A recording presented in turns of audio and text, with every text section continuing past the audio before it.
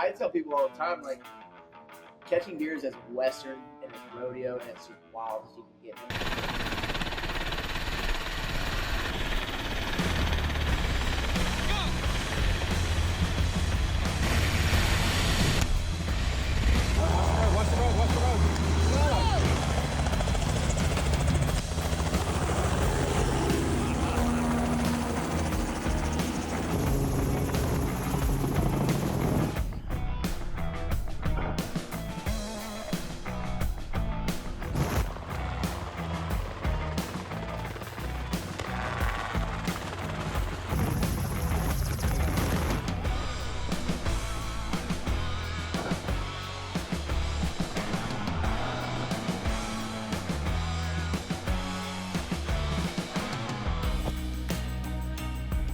Good deer catching right there.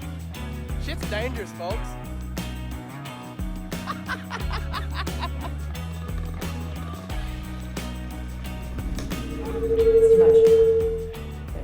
Tejas Hunt Club Podcast is the podcast for you and you and you and you. What's up, guys, and welcome to another episode of the Tejas Hunt Club Podcast. I'm your host, Brandon McDowell, and today I'm joined on this intro by the Meagan McElroy. And this week, we're going to have a podcast with Justin Meyer and Drew Haas. I met Drew on Instagram, just like most of our guests we've had on the podcast. He's a helicopter pilot that aids in wildlife capture. I reached out to him a couple weeks ago when I saw a post that he collabed with our other guest for this podcast, Justin Meyer, when they were doing a wildlife capture. I sent him a message and had to get him on the podcast because, for one, I like helicopters, and for two, wildlife capture is pretty cool, and I wanted to hear more about it. I'm really excited for y'all to hear this podcast, and I'm glad it's the first one for 2024. If y'all aren't already subscribers to our YouTube channel or following our Instagram page, you may not have noticed that we've been publishing some really cool stuff. I know, like, the most recent trip, we were able to film some behind-the-scenes footage of our packing list, all the gear that we took with us to a wildlife content shoot down in Mathis at DEA.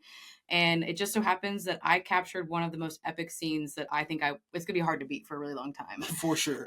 It was some really, really mature, gorgeous bucks just going after it. They fought for about 6 minutes long. I mean, it's really epic footage. We slowed some things down. It's just really cool to go look at that if you haven't already. That project for DEA in particular was through our media company. If you don't know about that, we own a media company together called Bar MC Media. And that's where a lot of our content comes from, is with our clients that we have in the wildlife industry. We also have tons of rodeo content as well that you can check out. Just from the years that we've been in the industry for both sides, it's been a really exciting experience. And if you guys are interested in hiring us for any kind of content creation, we also do a lot of events. So you'll see that on our YouTube channel. Yep. We have a lot of fun. I think it's been a really cool journey as far as like the Bar MC side of things too, and how Tejas has built really nicely into that. Yeah, definitely. And then, like, speaking on those events and stuff, we have the SCI West Texas Hunters Extravaganza coming up out in Midland. We're going to be covering that event. It's going to be their auction. They'll have vendors set up. So during the day on Saturday, you can come by, walk through the vendors. They'll have anything from QU is going to be there. There's going to be guides and outfitters. Going to be just different companies in the outdoor industry. I know, like, Pecos Outdoors was there last year. If you check out their Instagram, they do have a full list of all the vendors that are going to be there. It's SCI_West_Texas, I believe. If I'm wrong about that, I'll put it right here underneath here just to correct myself. But just go check out their Instagram and also their Facebook page, and you can get, hey, yep, I was right. Look at there. SCI Brandon, you'd be proud. Hopefully you're listening. But, yeah, just go check out their Instagram, check out their Facebook page, and then hopefully we'll see you out in Midland on Saturday while we're walking around covering everything. Mm-hmm. So it's a great event. We went for the first time last year. That committee, that chapter just is top notch in putting together that event. So you won't be disappointed that you traveled all the way out to Midland. No, and they raised over $1 million in one night for conservation last year. Yeah, it was awesome. They do a lot of different things for that, and then also for the blue bags that they do, where they take stuff over to Africa for different villages and stuff. So hunters are taking that over to the villages that they're going to be in while they're hunting, kids from crayons to coloring books to different things, toys and stuff and books that they can learn from. So it's a great program and a great organization and chapter to support. Also with that event, we did a podcast, the last podcast, if you go back, with Brandon and Meyer, who's the former president. Now he is on the committee for the event. So we did a podcast with him talking about the event, so you can hear more information in that. And then also about his two trips to the Amazon and then over to Spain. So he went to the Amazon to fish for peacock bass, in Spain to hunt ibex. So if you haven't listened to that podcast, pause this one, go back, listen to that one. It's good. Hear his stories, learn about SEI West Texas, then come back and listen to this podcast. We just got back from Dallas Safari Club Convention, which was awesome. We went and stopped by, saw a bunch of clients, and then also talked to some friends and stuff. Met some new friends. Shout out Colton Beam. But got to walk around, saw a bunch of outfitters and guides, bought some more QU stuff. I told you it was going to grow on me. I just picked up just a pair of pants, and I got a vest. I was supposed to go try on pants, and Brandon walked away with a pants and a vest. Yeah, I mean, it was on sale. It was on sale. Okay. It show discount. Yeah. Wink, wink. But yeah, stop by there. Saw our boy Charlie Maynard, the safari specialist. So if you don't know about Dallas Safari Club or the convention in itself, Dallas Safari Club mission is to ensure the conservation of wildlife through public engagement, education, advocacy for well-regulated hunting and sustainable use. If you want to support Dallas Safari Club or just want to learn more about the organization, you can visit their website at biggame.org. We're a little sad that it's not going to be in Dallas for the next couple of years. It's going to be moving to Atlanta because the convention center there in Dallas is going to be going under renovation. So we're not real sure if we're going to be making it to Atlanta for that one for the next couple of years. But we'll be glad when it comes back to Dallas in the new convention center. Kind of in that same vein of being involved in conservation, one of the things that we've kind of planned for 2024 is to offer more information in ways that our listeners and our followers can be more involved in conservation, whether that's donating time to different events, or just sending a simple email like we spoke before about how.org and Sportsmen's Alliance and those organizations, and just making sure that our voice is heard as hunters and fishermen and, people that just enjoy being in the outdoors. I'm sure some of you, if you're on Instagram or on Facebook and following some of these organizations, you've seen some of the posts about different anti-hunting organizations already starting the year off, trying to get different bills passed and to ban wolverine hunting, and then the thing that they're doing in Colorado. I'm sure you've seen all the videos about the wolves getting released in Colorado. So it's not going to get any easier for us. And if we don't start being active in these things, not only just being in the outdoors, but being at meetings in your local communities or even out at your state capitals, it's kind of time for us to kind of get together and kind of make sure that our voice is heard. Because if not, there's anti-organizations that are working every day to keep us from doing what we love. We're going to try our best to highlight local hunting and fishing tournaments that we see on social media. Either if you want to sponsor those hunting and fishing tournaments with your company or something, or if you just want to enter those hunting and fishing tournaments, we want to be sure to spread that information out so different people can hear about it and then also support those events. So like we had the West Texas Big Bobcat contest that ran last weekend, I guess the first leg of it. And I think we got here, there was 521 teams entered, and then the total payout was $119,000. So, I mean, there's things to win in these contests, and it's a great way to give back to conservation, predator management with the predator contest, the hog hunting contest that they have. Sad to hear a couple weeks ago that they canceled the Cuero contest. So it was usually put on by the Extension Agency, but for some reason, I guess, from what they posted on Facebook, it's from lack of participation. But they canceled the contest for this year. So that's kind of sad to hear. So we got to be sure and support those contests, whether that's just from going to the weigh-in or setting up a booth for your business or something, or entering the contest themselves. These help the local communities. It's a way to keep the youth engaged too for some of these. Definitely. They have all those youth age brackets. If you hear about any contests in your area and you feel like they should be highlighted, send them our way. Shoot us a DM, comment here on the podcast, or comment on YouTube as well. And just let us know about them. If they have a flyer, send us that, and we'll be sure to share it on the podcast. As we're recording this intro, hopefully I get this podcast entered tonight, but I tomorrow will be leaving to go to Miami for my bachelor party. to go iguana hunting. So we're going to go, me and my buddies are going to go iguana hunting with Python Cowboys crew. If you've seen any of his stuff on Instagram or YouTube, you should definitely look it up. Yeah. But we're going to go shoot iguanas with air guns in the canals around Miami. And then the next day we're going to go offshore fishing. So I'm going to be sure to take the camera. We're going to video the whole thing, the whole trip. So we'll have the YouTube video. I'll see if I can talk the guys into doing a podcast maybe. But we'll see. If not, I'll do like a little recap when I get back and drop that episode as well. Yeah, because then you can tell them more about exactly why you're shooting iguanas in Miami. Like the fact that they're an invasive species is crazy. Yeah. They're everywhere. Pretty much from that. Yeah, that's mostly why we're going to shoot iguanas.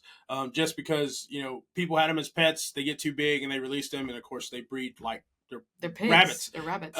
So they have a whole bunch of them. I mean, they shit and pee all over the place, and they burrow into dams. They burrow into levees. So there's a lot of destruction in that.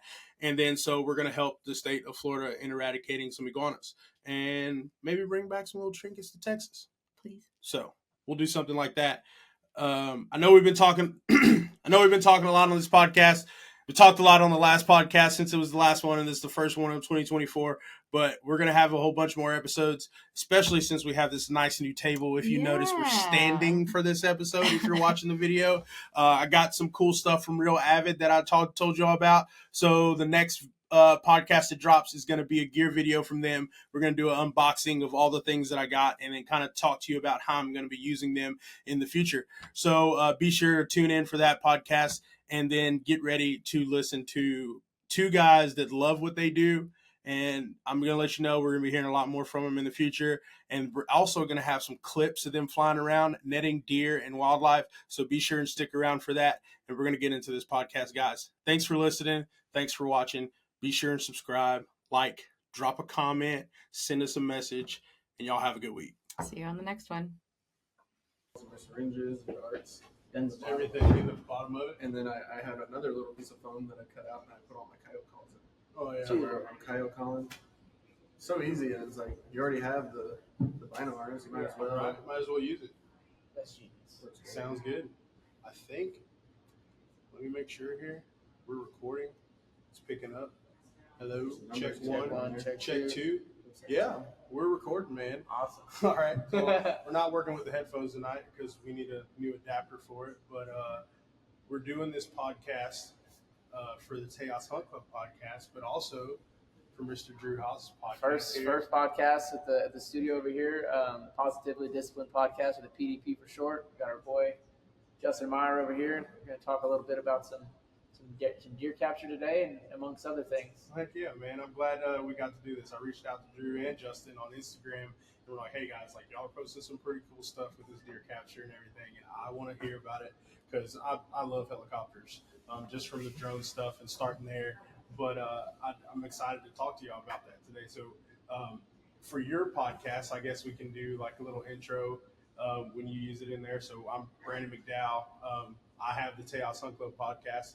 And mostly it's about hunting and being in the outdoors and different things. So we film, do photography and videography in the outdoors, my fiance and I, and then also in the Western industry, so rodeo stuff as well. And like I said, I reached out to Drew and wanted to talk to him about it. When he said he was going to start his own podcast, I was like, dude, let's make it happen.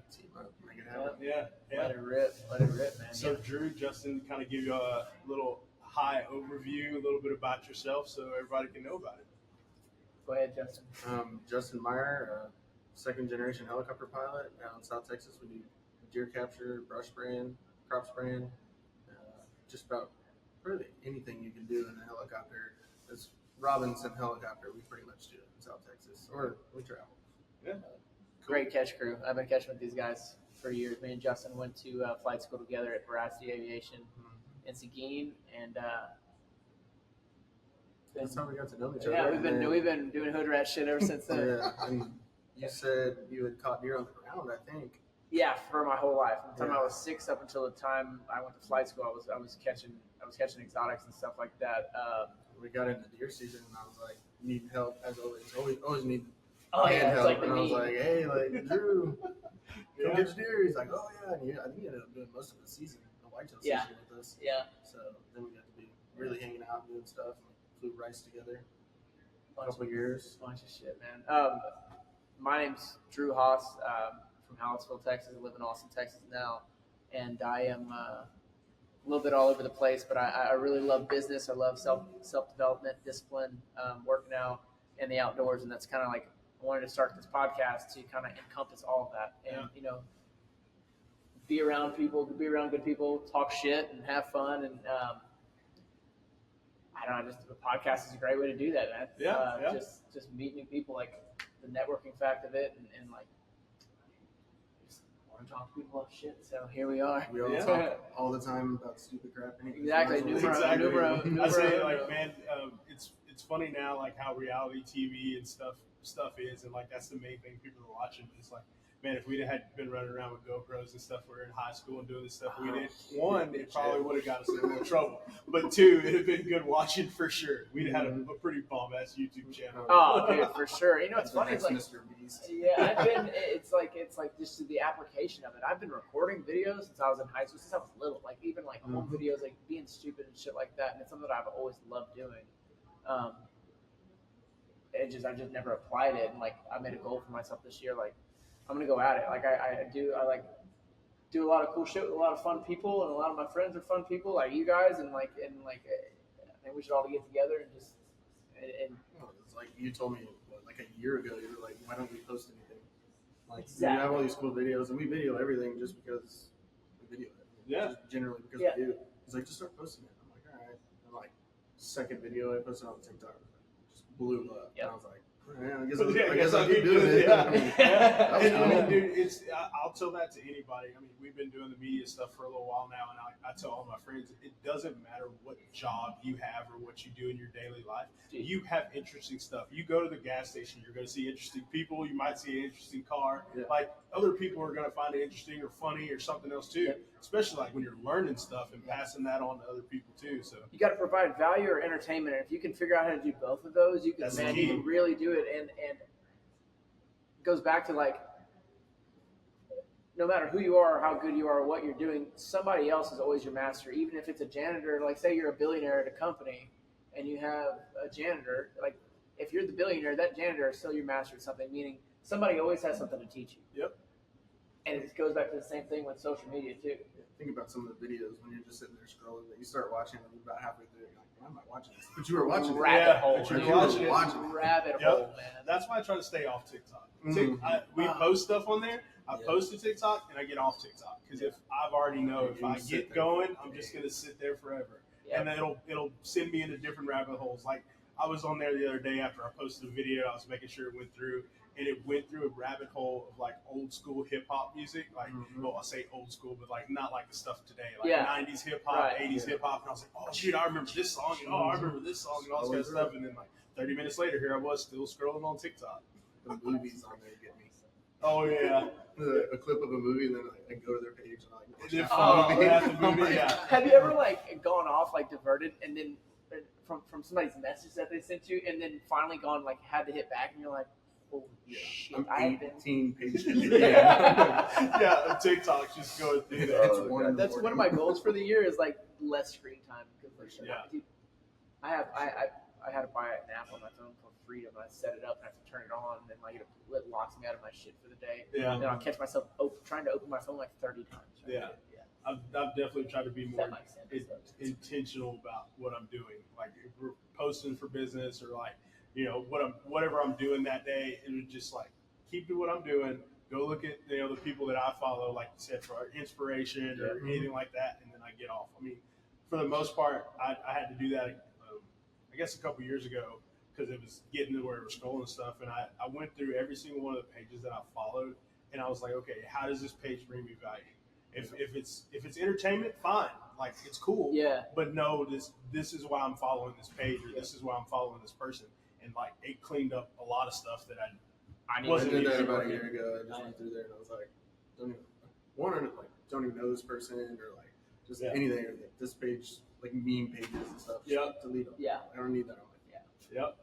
And then like all the people too that Like some of my friends will probably go to my page or see that I'm not following them back, and I'm like, well, dude, I got you on Facebook, and you really don't post on Instagram that much, so I'm not gonna follow you. Yeah, dude, and like Keep up your life on Facebook. Yeah.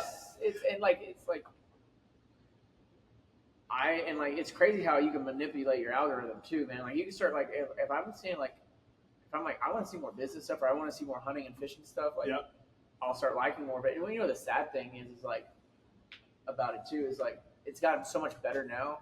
Is like I had to stop posting a lot of my outdoor stuff because I was getting so shadow banned on there. Like it felt like it was great for a while and then boom, it's like I got shadow banned when Dude, I started I stopped posting posting the pictures. capture stuff. Yeah. I got shadow banned a lot on TikTok, and I don't know. I guess I just started pulling some of the stuff out, but it worked. Like, I posted one capture video, and just this tiny clip was Chase Harrison, and he mooned us, just in this tiny little clip.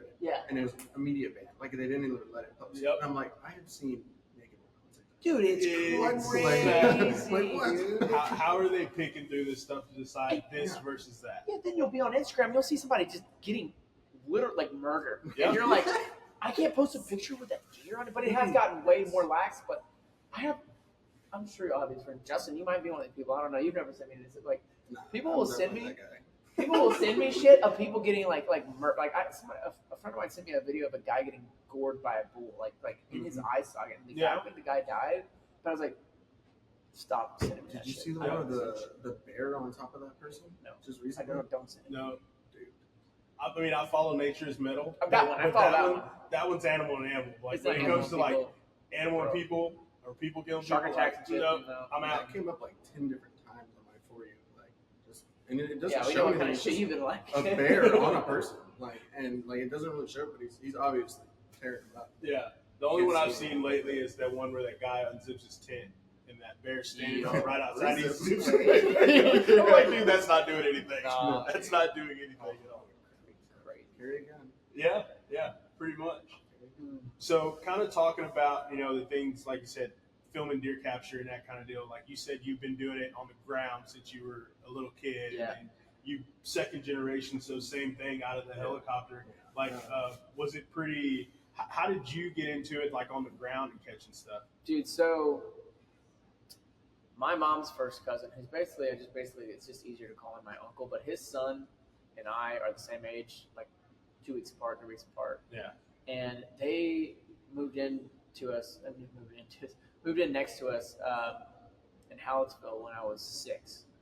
And they were so close, they were like a quarter mile away that we lived in the country, so I would just ride my 4-wheeler to their house every day. It got to where I was just like I was like their kid till I was like my parents' kid. Yep. And Chris was always catching deer, we had kangaroos at the house and lemurs and monkeys and shit. Kangaroos running through the house and shit. Like as little kids, So man, much it was fun. so much fun, man. And like it was normal. And he'd load our little asses in the truck and treat us like grown ass men and like make us go like Go grab that deer. not so much go grab the deer unless it was like more of a safer situation where he'd have us laying in a pasture with a rope holding the gate, ready to close the gate when he'd run them in their 4-wheeler, or we'd be on walkie talkies, or he'd have us on a 4-wheeler pushing deer a certain way. And the whole time he's like, "You stupid little motherfucker! No, go this, go like he did shit, dude." Like, and that's just how I grew up with him, and I did that, and then I finally, you can only do so much. I'm 5'6", so like I was like 100 pounds until I was in high school, and then I gained 60 pounds, and then I was finally big enough to go actually handle deer because they are fighting for their lives, whipping your ass. Yeah. But, like, it's such an adrenaline rush. It's fun. Justin can attest to this, and like.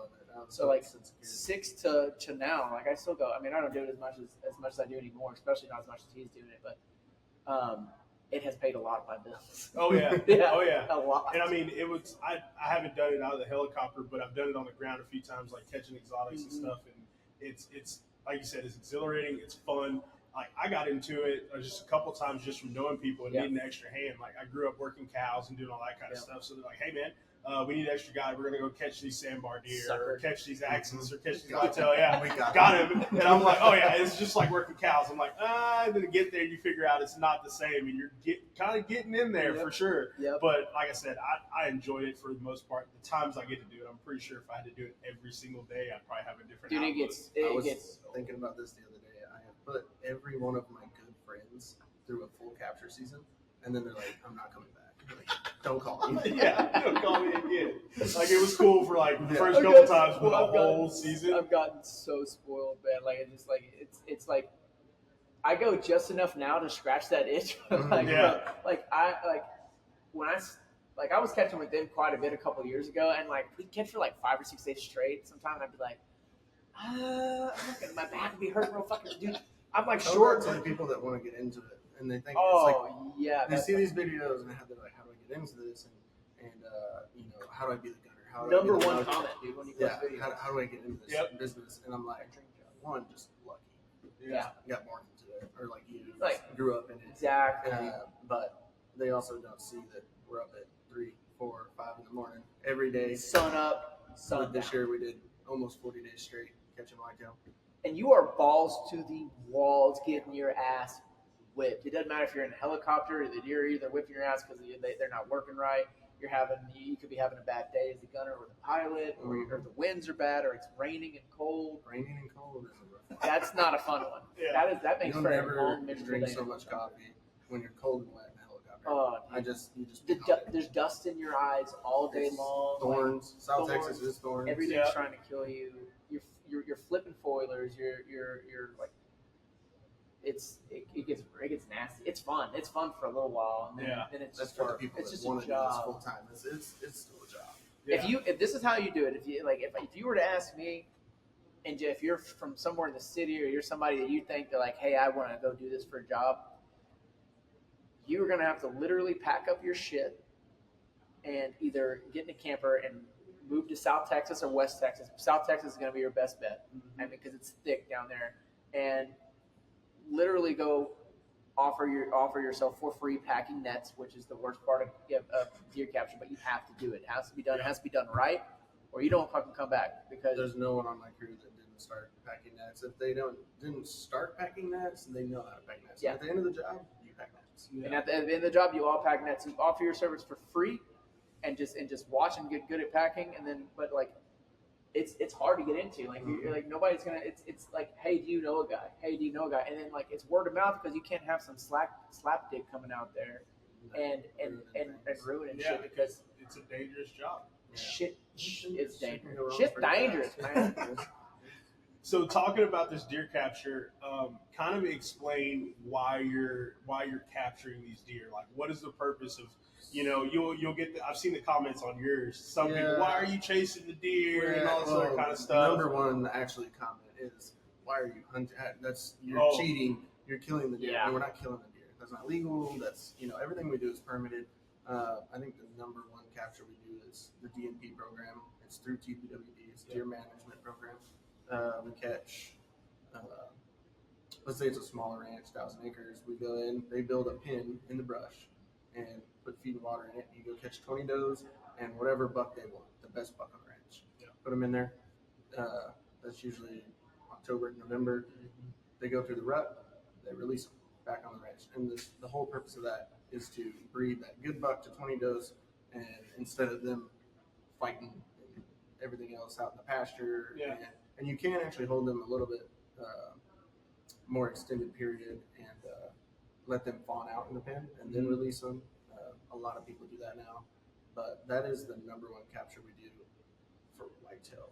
And then So we were progressively doing TTT, TTT and moving whitetail, which was a great program.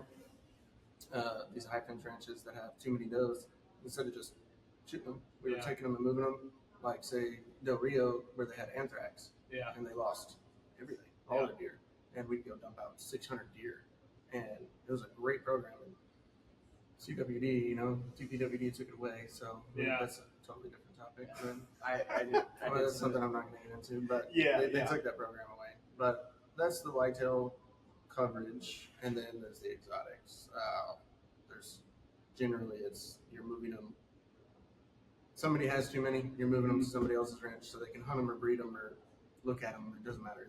You can do whatever you want with them. Yeah. And it's cool because with the exotics, some breeds of oryx and some other breeds of deer, they've actually were non-existent in their where they're normally from, scimitar and stuff like that, and they did so well in Texas that they were exporting them back to Africa. Yep. That's some cool stories. And then, Texas Parks and Wildlife probably they'll give catch crews a call every now and then, like, hey, we have a lot of some bighorn sheep we need to get caught and moved. Or like, I used to go to Mexico. That's where I started gunning the most in Mexico with the guy that owned the flight school that we were at. He knew that I had been catching deer for a while, and he's like, hey, I need a gunner.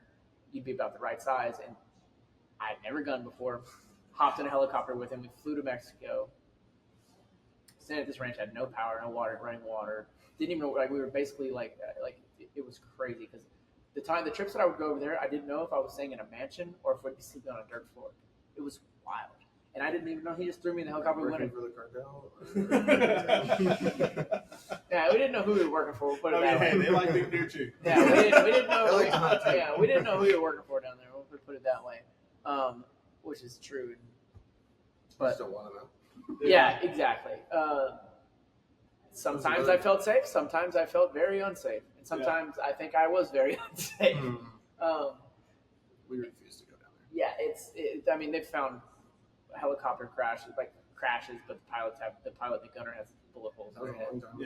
Yeah, and a specific job that we were going to do that another catch crew kind of took out from under us down south, they got rolled up on and shit got real sideways.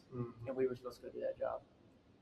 I broke my ankle over there catching and ended up in a hospital over there and all kind of shit. And it was crazy. I know the time before I went with Derek, he said he pulled up to the airport in Nuevo Laredo, and there was 14 body bags on the tarmac when he flew in, and it's rough over there, man. Yeah, it's rough. But it was I don't know. And we were doing the TTTs basically over there. I mean, we caught Was it Trump 2024? Oh yeah. It was. We caught 500 deer in a week, and they took most of them off the ranch, I think. Y'all were doing TTT down there? Not TTT. They didn't call it. Y'all were moving. Regulation. Yeah, we were on a 70,000 acre ranch, something like that. It was huge. Yeah, most people don't understand how big some of these places are. Especially if you come from outside of Texas. I mean, for the most part, people in Texas understand that there's big places here. But going to other states where we have ranches here that are bigger than some states, or don't understand that driving across Texas takes you all day. But just seeing 70,000 acres, or even being on a place that people can't even fathom that. No, and you could walk and you're not going to hit the other side of the fence. It's not going to happen. That's another good topic to bring up with high fence. Everybody hates on high fence outside of Texas, but I flew ranches that are 1,000 acres or 30, 40,000 acres that are high fenced, and we see deer when we fly that they've never seen before. Yep. It's still the wild. Yeah. Just because it's high fenced doesn't mean that you're just going in there and whacking deer. Yeah. They're gentle. Granted, there is some ranches like that. Yeah, for sure. But it is what it is. But most of the ranches, especially down here in South Texas, West Texas, that are high fenced, it's the wild. And you're just keeping your neighbors away. There are some wicked ass ranches in South Texas. It's crazy. And you'll never know who owns them, and you'll just drive by them on the highway, and you'll just never know. We work on one. I still don't know. Yeah. They got a mansion and a runway. Yeah, you meet the ranch manager, and that's all you know. That's your connection. That's it. Yeah, and it's hard. It's when I was growing up, if you had 1,000 acres when I was growing up, you were big digging. That was huge. Like the places that I hunted on 200 acres, something like that, and I was cool. I thought it was massive when I was a kid, and then I You go work. my grandparents had 1,000, 2,000 acres, friends that had them, and I was like, well, that's a lot. And then I started catching deer, and I was like, what? Yeah. You're a little kid, and then all of a sudden you're in junior high, you start to understand shit, and you're like, this is 10,000 acres, this is 15, and then they just keep getting bigger. Yeah. Bigger. I've been on some ranches with them that have been 40, 50, 60,000 acres, and it's just what? Yeah. like the same thing like working cows and stuff like that. And I'm sure you see it on that side too. It's like, oh, we're gonna go to the bull pasture. Well, the bull pasture's 8,000 acres, and that's just bulls in that pasture. And then they got the cows over here and another one. It's the same thing. Just like that. Like, hey, go work the North Homes or whatever. I'm like, all right, I'll see you at lunch. Dude, and that's the funny part about catching deer and working cows and shit. Like, you'll see videos of people and pilots and gunners and their crew. We're just getting down on some shit, dude. You only see that. You don't see the hours of like after you've caught, after like they need a few more deer caught or they need a certain buck caught. You don't see the hours of flying zigzag lines back and forth, looking for one deer, or you got one dickhead bull at the back of one of those 2,000 acre traps, and you got to sit there and push that bull, and then he'll get pissed off. And then they just walk, or they'll sit under a tree, and then you got to get on the ground, and then you got rat shot. Like, it's just like, dude, it's horrible. You don't see the boring part of it, or like the we don't post the boring parts. Or the real work behind what we're doing, right? It's getting up at 3, getting home at 10, packing nets for 3 hours, freaking just all that dude, stuff. When I tell you that you are sore, you are sore the next day. Muscles you never riding a 4-wheeler, which is eating your back eating you all day, and then you get off the 4-wheeler and you find a deer that doesn't want to be tied, but you tie it anyways because you're doing the program, and then you pick a deer up at full body weight and put it in the back of the 4-wheeler. These are South Texas. Drive it somewhere, pick it up again, set it in another truck or in the pen or whatever, and then repeat. And it's all day. We catch 120 deer in a day, with 4 or 5 guys on the ground, and so they all caught 30 deer apiece. They're wore out. Your whip, your back is hurting, and then like you've got thorns everywhere. I've been on a catch with them before. I come up on a deer, and she's just in this net. It's crazy because sometimes you look at me like she's not going anywhere. Makes one kick, and then poof, the net's gone. Open. I call those the Houdini days. Yeah, dude. And then I don't know if they were watching or not, but like deer did that, and like. Rules are you get your hands on it and you let it go. It's your ass, dude. It's your ass. And it's like a. You get like one of those a season. It's like it's like a prideful thing too, man. It's just like, and you don't. That's another thing. Do you want to catch deer? If you want to catch deer, dude, you're not for the lighthearted. You better be able to. You better be able to talk. Take a lot of shit talking for one, and know how to hold your pee. And hold your pee. Know how to hold your vomit. Depending on how queasy you are. Hold your pee. If I see you peeing in the pasture and I'm flying, I will fly right down on you and rotor wash your pee back on you. So you better know how. Oh, dude, it's constant fucking with each other too. But like, it's serious too. Like if you go there and you're slacking in the you're gone. You're gone. I had a kid we hired, need ropes and cowboys, and all that. He was like, "Oh, I can catch some deer." I know we got. Okay, let's get deer. Yeah. I was catching and. Hey, there's a deer, and we went to tie it, and I kept on catching, and I'm pretty actively thinking about my crew, where they're at, if I've seen them recently. If I haven't seen you for 10 minutes, okay, where they at? Did they get their ass kicked, or did they flip forward, or something crazy? Fortunately, that doesn't happen very often, but you got to keep track on for those guys. Well, like 10, 15 minutes go by, and I'm like, where is this guy? And we kind of moved on the ranch, and I finally went back and found him, and he was still tying the same deer. And then I was like, okay. So I went back, and like 10, 15 minutes later, come look again, he's still tying the same deer. Yeah, it was one day. He's out. I was like, dude, and every catch crew is different too, man. What's crazy is everybody operates differently. And I've caught for like probably 4 or 5 different crews now, and everyone. And I will say, like Flying J, like they run one of the tightest ships I've been on for sure. Like when I was going to Mexico, man. That's not a tight ship. Dude, this shit in Mexico, and like I didn't know any better because that's the first place I started actually gunning at. All of our and like it's super hard to get your guns over there and stuff like that. So once they're over there, you just leave all your shit over there, and it doesn't get crept up with. It doesn't they're not doing it as often as like they are, and they're very very organized with all their stuff. Like shit, Mexico, like you got other people handling it, man. I would take 3 guns apart to put one together to have one good gun, and like then you'd order rounds, and the rounds would like I remember one specific time we ordered. Some rounds, and they were so hot.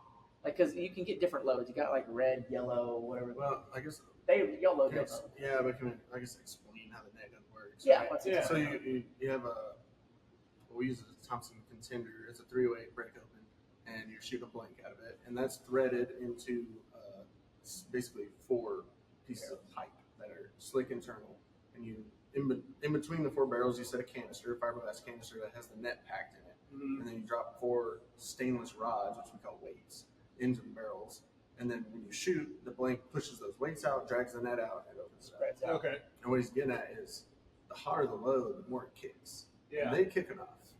But you got to And I got some loads in Mexico one time. They were so bad, so horribly bad. Like the gun was like, and your hands get weak if you're holding that gun and it's kicking real bad. And I was shooting a different type of net gun than the ones that they built or that they have. And this is just they're called a quick connect, and the canister itself is the barrel, and it clicks straight onto the pistol. Like it looks like a hydraulic hose. Okay. Yeah. Coupling. And the first round I shot at this gun, it flies out of my hands, pow, cracks me in the forehead right here, and I was like, "What the fuck?" And I barely hung on to it. Yeah, and not to mention this is all while In a flying helicopter. in a helicopter. Yes. Not just standing on the ground.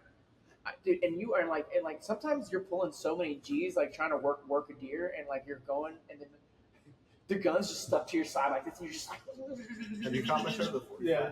Huh? Have you caught any out of the 44? Yeah, a little bit, but not. Yeah, it's totally different. Like 22, you get that every now and then. 44, especially with dad flying, oh yeah, it's stuck to your leg a lot. Dude, you just sucked. And like sometimes I was like, shoot, you're like, I can't. I can't. But it's, dude, like my knuckles from shooting that gun that time. I blew the gun all apart. We used it for a day, and there was another guy that's and we were kind of having a dick measuring contest. He didn't speak any English. I taught our whole, but it was like Hell a of a way pride. to have one. It was a pride thing. Actual Like measuring he had tape. been catching for a long time, and he'd been gunning and I wasn't like that. Like, but he was like, if he got in there.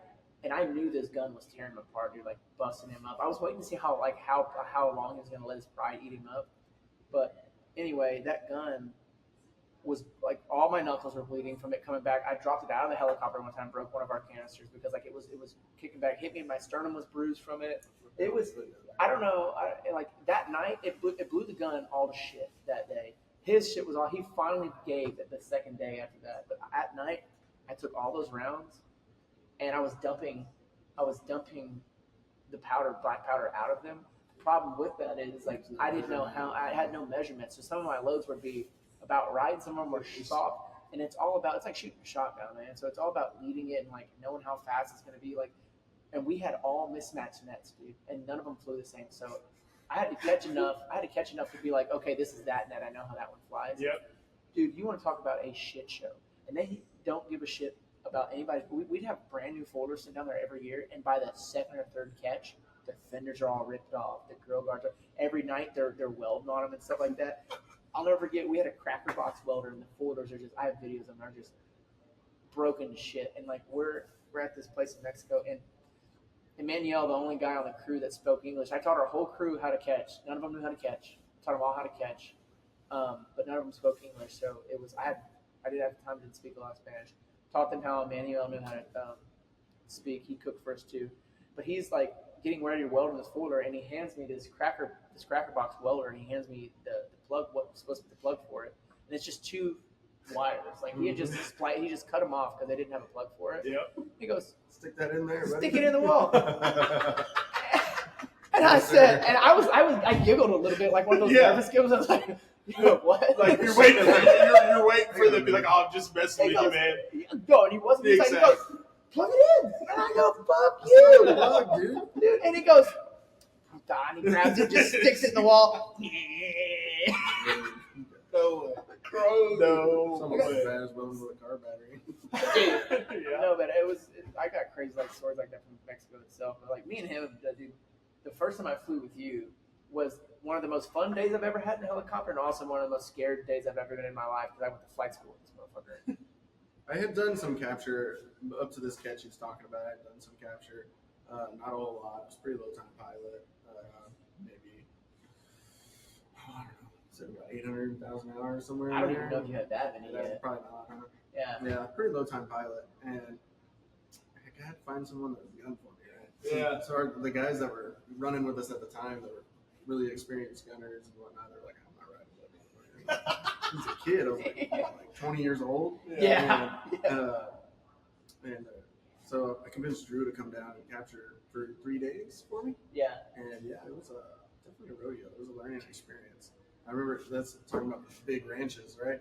We caught deer, ran out of nets, went back to the trailer to get nets, which is like miles away. Yeah. And then we're flying back out. I'm like, man, we've been flying for a while. Like, he's like, yeah. I'm like, damn. So I radioed my crew. I'm like, hey, did y'all see us fly by? They're like, we flew by like 5 minutes ago. Oh shit. I think my GPS had broke or something. And I was like, Dude, but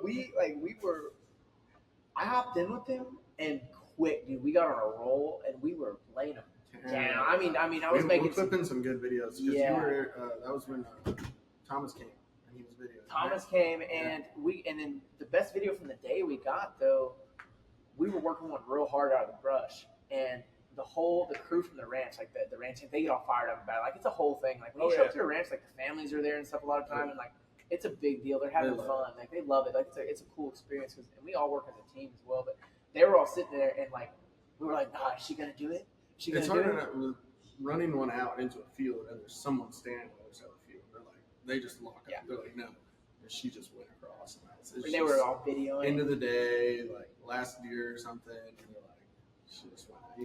Dude, it was so much fun. Like we were already getting hyped up. I'm like, nah, she's not gonna do it. She's not gonna do it. And she ran out right in front of all of them right there, and they were recording. And it was just the last thing I said before you shot was, "Drew, don't fuck that up." And when you're in the helicopter gunning in a 22, you've got your left foot and you have your right ass cheek just barely on a seat like this, and you have a regular car seatbelt on. And you take the top of the car, like in a car seatbelt, take the strap up, put it behind you, and you have the bottom strap very loose on your waist right here. Yeah. Very loose. You're not supposed to fall out. That's like you're way back up. Yeah, your knee is what's holding you in. And then you have your knee on the inside of the windshield, and you have your left leg like outside the helicopter. So you're out. Your whole body is outside the helicopter. And it was just like it was a perfect layup, and I came way out of the helicopter. Netted the deer, she rolled up, and then we'll clip it. Yeah, we'll clip it. Yeah, we'll clip it in. It was fun, but those guys were all hooping and hollering and shit.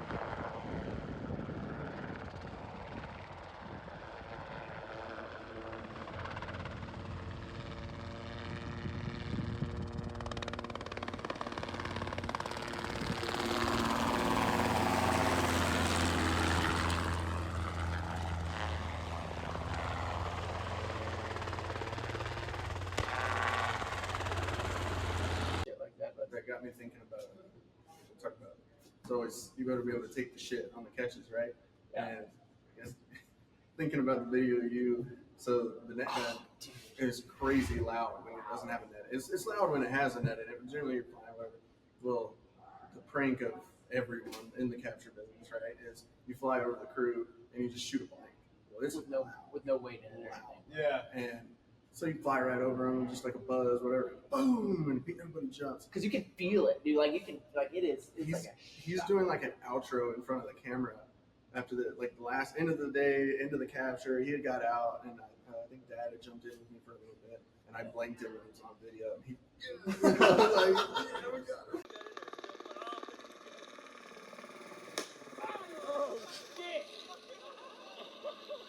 No, yeah, he scared the shit out of me. I hit the deck, and then Thomas was laughing. He goes, "Oh, fuck!" But we caught that day, and like I said, I was scared, and I was just counting my blessings over here, and I was like, when we get to 40 deer, I'm out this bitch. I don't care what time of day it is when I'm out of this motherfucker. So we got the 40 deer. I said, all right, I'm out. And then I got on the ground crew, and he started catching, but I got way off subject. Well, what I meant to say is so many catch crews are so different. And when I started catching for them, it was a different gun. And I was a new gun to learn when you're not shooting quick enough. Which is, we shoot the old school. Yeah, and it's there's a lot of different weight distribution on it. And I started catching for them, and like flying for different pilots is different. But in Mexico, when I was catching over there, we would just tie the deer in the net and never had to deal with that. And that's an art in itself, getting the deer out of the net.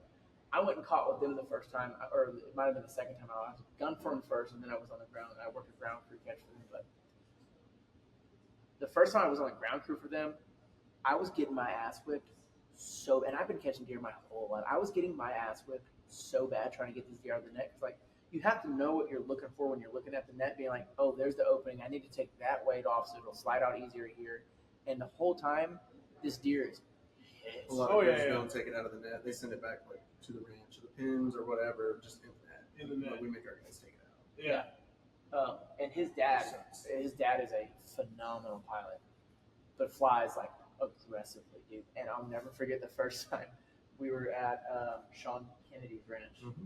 And shout out to Sean. He's another guy. He went to flight school with us too, or went to flight school with me for a little bit. But they own K&K Oilfield Services or something like that.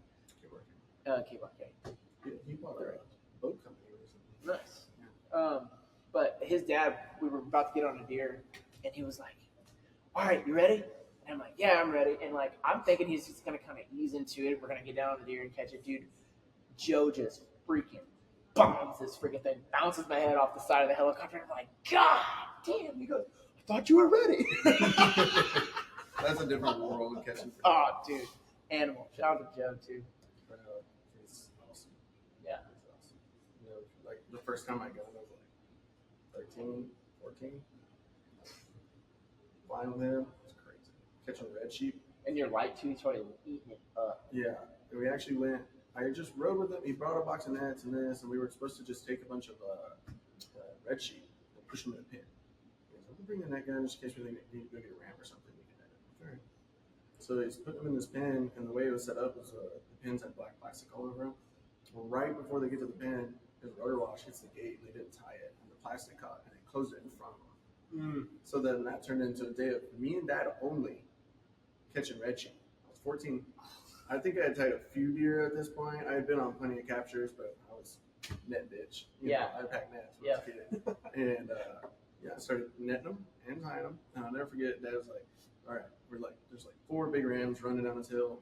We're like, we're in Rock Springs." And he's like, "Just get the one." And I netted 3 of them. And me and him had to tie all those big rams together. In one net? Yeah. I remember you telling me about that. That's crazy. Oh.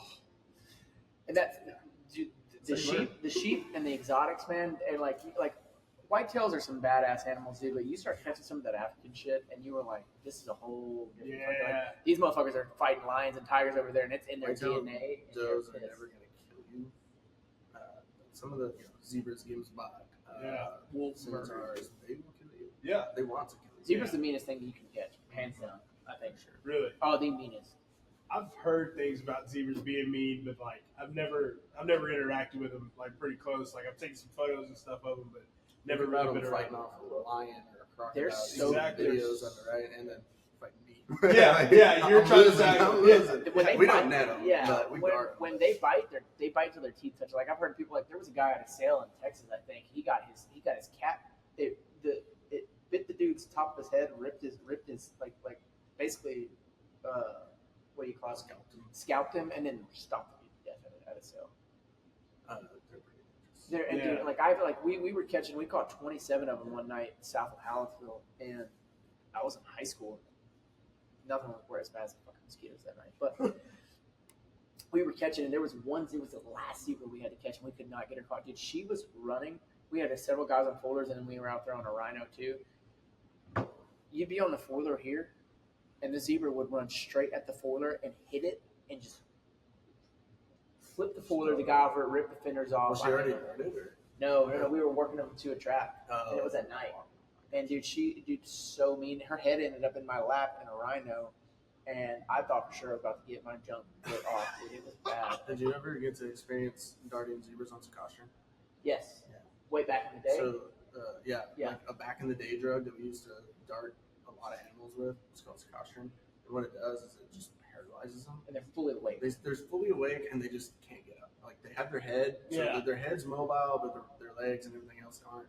And that was a crazy drug because like at any time, if you weren't on your shit with the drugs, they just get up and you're standing there with them like holding their ear out, and you're gonna walk them on the trailer or tie them or whatever you're gonna do, however you're catching them that day. And all of a sudden they're just standing there looking at you. And you're like, oh, here we go, wakey. Yeah. Dude, I have a picture, and I'm in like probably 16 years old, and I'm in a John Deere tractor. I'm in the bucket of the tractor, and I'm in it with a big ass red deer. And the picture's taken, and I shit you not, within like 30 seconds of that picture being taken, this motherfucker just stands up in the bucket of the tractor with me, and I'm like, oh fuck, put me down. But we were close enough to the trailer, and this is how like they're still kind of drugged, but walked him. They brought the bucket down. I had him by the horn. Somebody else grabbed him on the other side, and we just walked him in the trailer. Mm-hmm. And that was it. But like, you just didn't know when that shit was going to happen. And Talking about having a GoPro all the time, right on. You wish you did. Or, elk and stuff like that. Yeah. Same thing. I was riding on the back of a little flatbed trailer behind a Ranger, holding an elk's head up, and he was darted. He'd been doing good on sequestration, and all of a sudden, we're doing 30 through the pasture. I'm just standing up holding his horns, and he just stands up. I'm like still holding him to keep myself on the trailer, and he's looking at me, and I'm like, hey, like stop. And the Ranger's blare, and finally the guy looks back and sees, and he like slows down and stops, and the elk just steps off the trailer and walks off. You can have it, but like, I don't want nothing to do with that. The elk are so strong, dude. There's no holding on to them. Like if there's like you have to have like 4 guys holding them. Yeah. Like, and they're so strong, dude. Like we were catching one time, and same thing. Family was out there. They wanted to get involved. They were helping us catch. And it's usually a mess when they try to get involved. And they just don't sit back and watch. Yeah. And they have the kids out there, and we caught this massive freaking elk, dude, and had him there, and everybody was holding him. And Chris was like, if he starts to move a little bit, don't freak out, just hold on to him. But if he gets up, if he gets up, just let go of him, dude. This elk just barely nudges, and everybody lets go, and I'm the only one holding on to this thing. And when everybody lets go, It just barely jumped a little nudge, like, he's up. And when everybody left, the elk freaked out, and I'm sitting there, and you know how they have the down horns right here? He just went and just straight into my collarbone, dude. And it hurts so fucking bad. I'd like to clarify that we still caught lots of animals on sequestration, and it was just one of the things of sequestration. You had a battle in here. The drugs now are so much better. Then BAM came out. And we knock stuff down now. I mean, there's some lights out drugs. This is true. Yeah, like BAM, when BAM came around, like that, but nobody knew how to use it at first, so it was just now like every kid's burning knows how to use it. Yeah. Funny. Yeah. We caught, I think the biggest thing I've ever had to deal with was the sandbar deer. Yeah, they're pretty cool animals, but that one wheat darted, speaking of like not getting, the drugs that it needed. I guess, I don't know if when it got shot, it didn't, the needle didn't go all the way in, and there was still some left in it. Mm-hmm. So like he kind of woke up, like he said, right as we're getting to the trailer, and it was just lucky enough that when he got up, that was like the only place for him to go was into the trailer. But Works out sometime that way. Yeah, and you're just like, thank you, Lord. We're going to keep on moving. And I've done some, I know for a fact Justin has done the same shit because I've done some dumb shit with him. But catching, because sometimes you just got to get the job done. We darted a zebra one time. This was really dumb. And it wasn't all the way out. And the reason we were moving the zebra is because its mom had died. It was a younger zebra. Its mother had died. And the rest of the pack of the zebra just rejected it. Yeah. And we're just beating this thing to shit. So the guy was like, man, I got to get this thing moved to my other ranch. We go and dart it, and it didn't go down all the way, and it was just kind of wobbling. Man, I don't remember what their excuse was. It might have been just me, like, hey, you got a rope in the truck? Yeah, we can get it done. Yeah, and I'm feeling frisky. Yeah, I'm feeling a rope little frisky here over here. He's like, I got a tow rope back there, so I tie a what is it, a bowline knot in it? Whatever it is, I can't remember. The same thing you got on a rope and rope. Yeah. And I rodeoed in high school on a rope, and I grabbed this tow rope and I make a rope out of it. I rope the zebra, and Chris is on the other end of it. The zebra's just running around, and I go and I just leg the zebra straight to that. And all the soft part of me right here is just right next to its face. And if it wouldn't have been a little druggy, dude, would have ate my lunch literally out of my stomach. Yeah. There's so we could sit here for days and talk darting netting stories to get beat up. That's I've been. A lot of times when you dart horned animals, get bucks, and tar them down. When they're tying them, somebody just kind of grabs the head, sticks their face kind of in your crotch. Horns. You can't get tore up that way.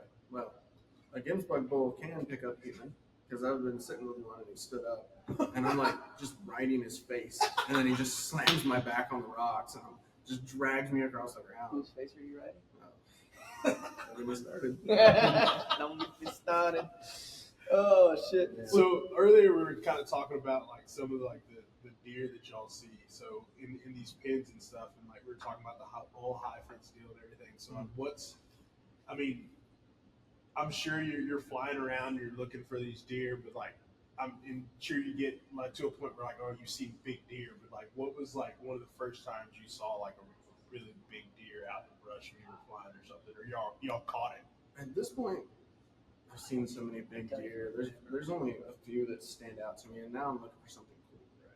Yeah. There's something really typical and really big, like a typical, like a main frame that doesn't have a bunch of crazy shit on it. Those still get me off. And a ranch that's never brought in deer. We still do. We have about half our ranches that are strictly native. They put up a high fence. They never brought anything in. And then they've just managed the deer on that place. So those places are cooler than the places that brought in a 400-inch deer and put them on does, right? Yeah. So those places, when you see something cool, we caught one the other day, or a couple years ago now, I guess. It was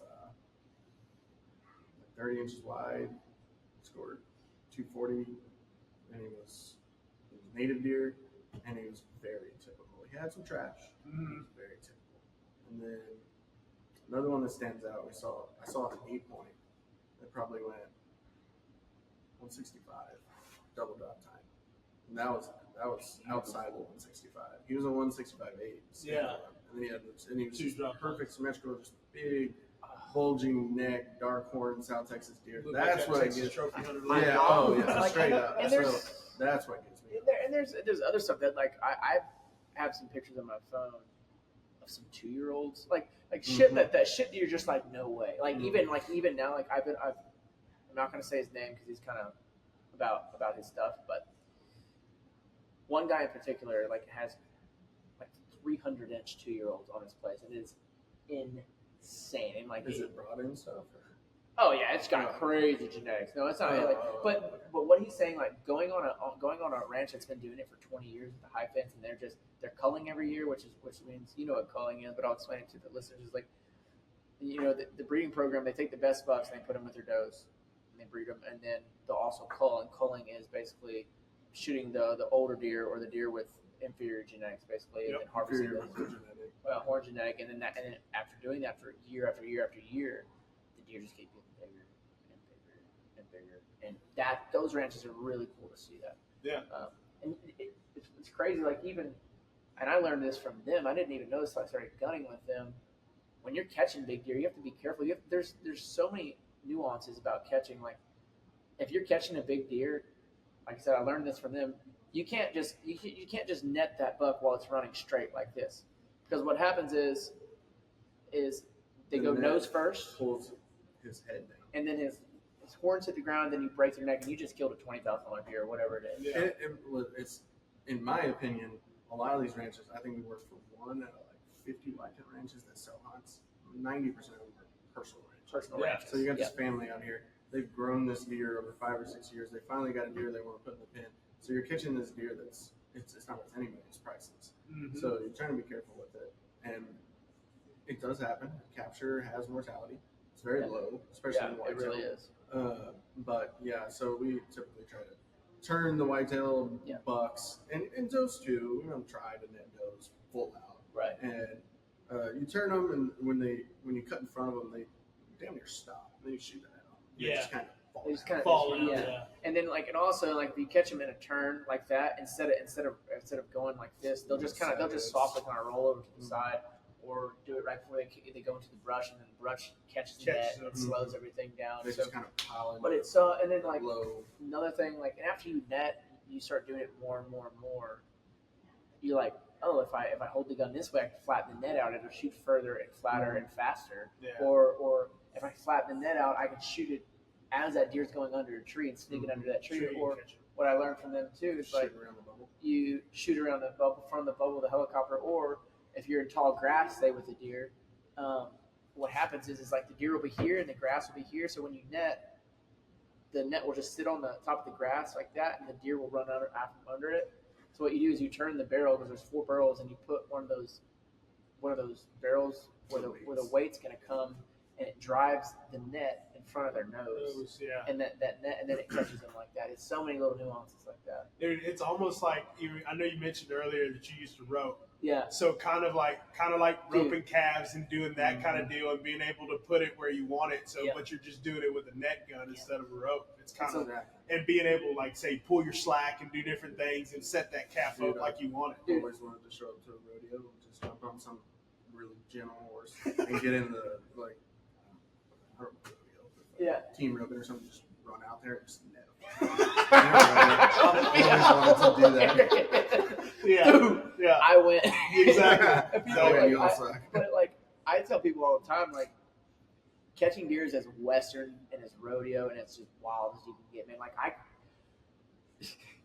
we give people a hard time about the pay about it all the time. They're like Joe will be like, you're literally getting paid to fuck up my four-wheelers and haul ass on these beautiful ranches like bad at it because you are go stay the night and and they feed us and steak at ranches that you might might get to go on once in your life unless like we go on 40 in a row and it's just like it's pretty awesome, man. And like getting like when you're hauling ass on the four-wheelers with your boys and you're talking to them, you're talking shit over the radio and like you're screaming at each other. It's just like it's camaraderie, man. All those little tricks. You see someone there, you drive by them and they're tying a deer in the brush and their four-wheeler's sitting there in the road. And you sneak by and you put it in reverse, drive off. And they jump. What do you do? You jump on a four-wheeler with one leg and you hit the gas and it goes backwards. It slips you over the front. Oh, that's a rude one.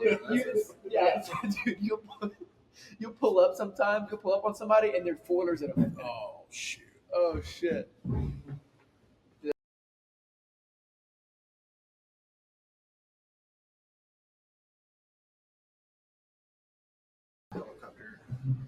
Yeah, we probably right. Yeah, we could talk about catching deer all day long. Deer catching is just there's so many stories and so many people that you have to be with doing it, friends. It's a blast.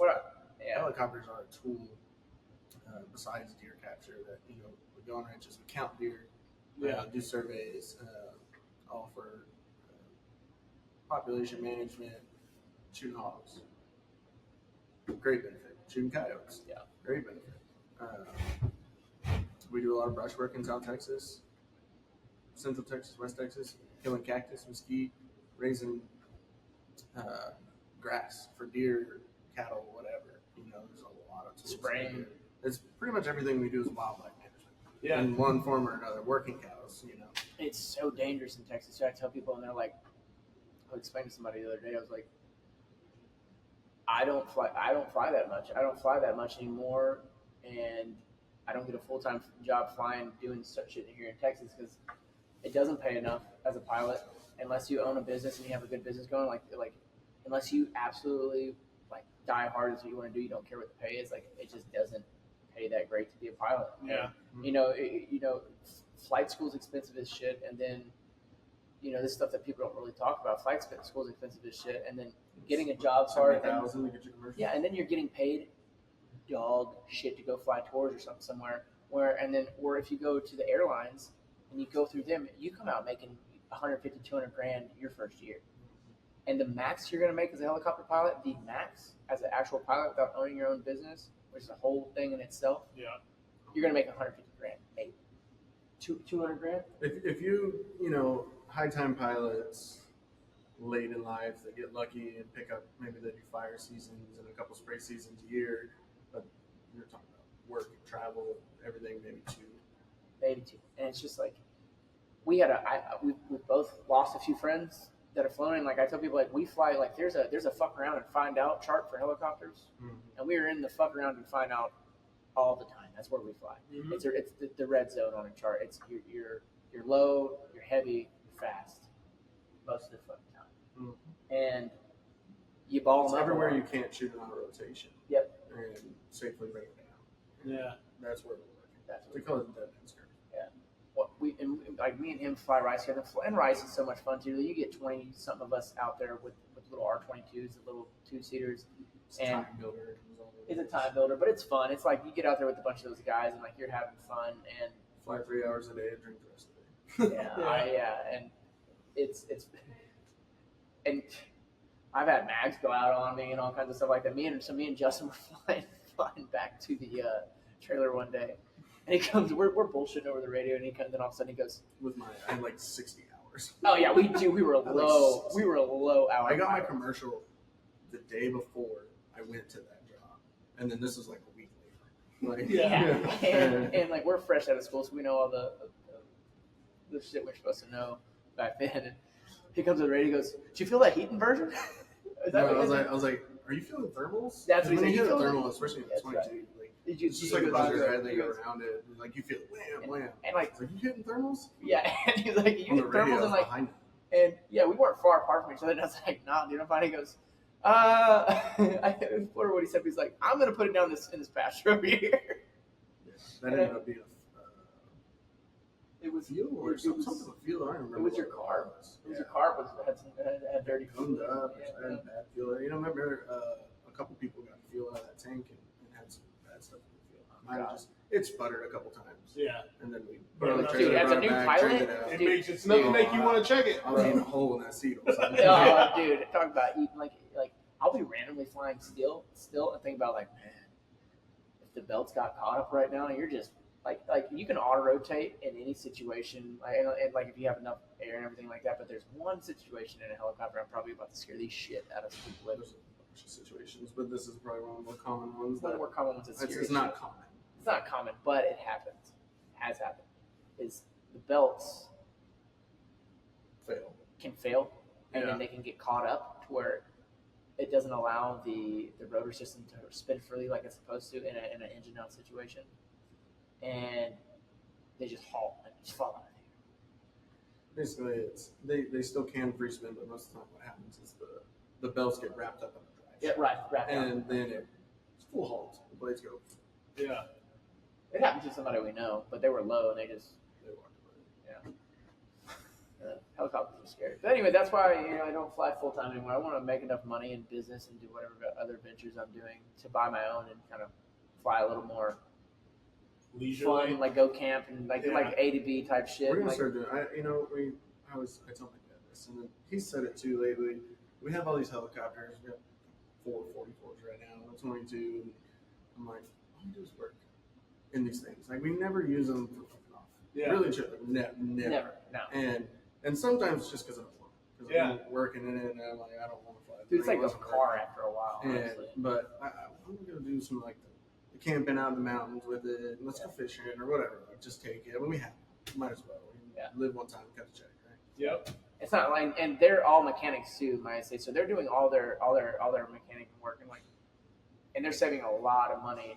Yeah, because I mean, it's an expense too. I mean, just like if you had a car, if you take your car into the shop, you got to pay money. But if you can know how to do it yourself, you can save money on that expense. Yeah, let's talk about how much it costs to run a 44 and a 22 an hour. Like what it costs insurance, like what it costs you to run.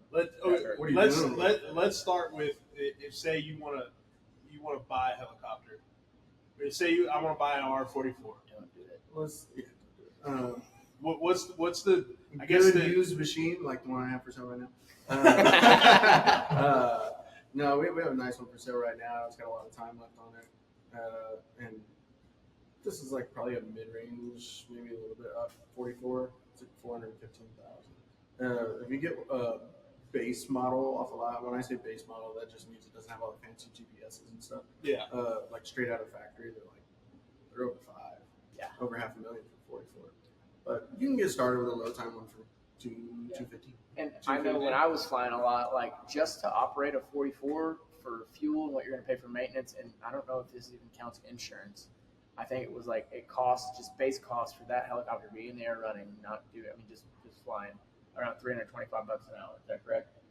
It's a couple of years ago, yeah. Yeah. And at R22, $125, $150 an hour, whatever. Yeah, it's came up a little, but prices have reflected. We've all gone up. All the helicopter companies have gone up hourly. Yeah, but it's not cheap, and that's if everything's going smooth. You have some major breakdown. You fuck something up yourself. That's why I was considering buying a little R22 for like 85, 90 grand, like just something that doesn't have a whole lot of time on it, and just running it for ice this season. And I was talking to somebody, they were like, you don't know how many days you're going to get for rice, especially it being your first year if you go buy one. Then you just bought a helicopter. Then you got to get insurance for the helicopter. And then what if it breaks and then you don't get any days and you're just I'm like, I don't want to time my money. You have to go through it, and that's anywhere from 4,000 or 5,000 to, if you find something wrong, 10, 15, 30, 40,000. Generally 4 to 10,000 on 44 for 100 hour, and then you got oil, and then you change the mags every 300 hours, 500 hours, and that's 3,000-4,000, and it adds up. And if you're not a licensed mechanic like his dad is, like when something goes wrong or it's time for an oil, or not an oil change, but like a 100 hour, you have to take the helicopter in, and it might take they might be backed up, it might take a couple days, or depending on what you have, it might take weeks, months to get your helicopter back. Dude, I've seen his dad like she'll be like, oh yeah, I gotta fix this, and he'll do a job on a helicopter that should, like, if you were to take somewhere, would take weeks. I've been working on helicopters a long time. Oh, his dad is like a freaking whiz, man. Like I wish we could get Joe on one of these. That'd be fun. Yeah. That would be fun. But most people who own a helicopter company don't have that. I'd say the most successful operations that I've seen, this is nationwide, big operations, the owner's a mechanic. Yeah. Straight. Yeah. Because what's the word I'm looking for? You have the luxury. You have the luxury of. I'm not saying it's a luxury because they work their asses off. Dude. Yep. They work their asses off. But it's a luxury to be able to do that, and like you're saving money. That time is money because there's more jobs you can do. That's like when that helicopter's up, you're making money. I'm glad we're talking about the business side of it. Yeah, that'd be fun. I was saying, we need to do one in the helicopter podcast. Just go fly around. Just go fly around. We'll just fly for an hour and do a podcast. Do a Throw podcast that in there. Yeah. I wonder if anybody's ever done that. I think so. I think so. I'm sure every Yeah. kid in California has a little plane. I'm sure Somebody's done it for sure, but Yeah, We can do it and that's here. weird too. Like, I was coming from where we're from. Of course, we see helicopters and planes and stuff, but like in other places, like it's very common for people to have like helicopter and plane like neighborhoods and stuff where they have hangars and things in it. Like I've seen it on There's YouTube. one right there in and right outside of the sea, outside of Seguin. It's just like it's a runway, Like with houses and hangars, and they all got these little planes. That's pretty cool. Yeah, I can get down with that. Oh, Yeah. And if you guys are wanting to know what it costs to become a helicopter pilot, I'm sure it's changed a little bit, but I don't think it's changed that terribly much. When we were going to flight school in 2016, a private license costs you $13,000 to $15,000 for a helicopter. Yeah, I think it was $15,000 for your private.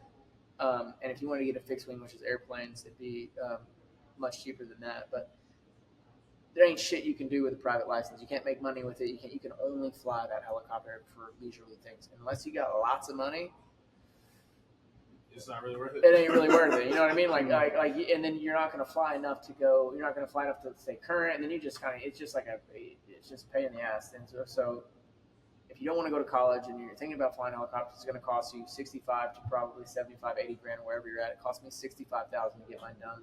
My grandpa took a loan out against his cattle for me and helped me get to flight school, and I was paying him back slightly over time. Sadly, he passed away, and I didn't end up paying the rest of the loan back, but because it got paid off when he passed away. But anyway, rest his soul. God rest his soul. Good man. Anyway, yeah, that's what it costs, like 65 grand, and then it costs about as much as a 4-year degree at a college. Yeah. Except you're getting a trade or skill with it, and like if you want to do it, like there is no better feeling than flying, dude. Throwing on your fucking A20s and playing some Bluetooth and some Creedence Clearwater or some or dude, Like me. dude, you shouldn't even be allowed to do this. It should be like drinking and driving or some shit like that. You throw your headset on and you throw some good music on. You're playing some EDM or some shit like that. I'm You like just 70s rock, Dude. catching deer, and I'm just jamming.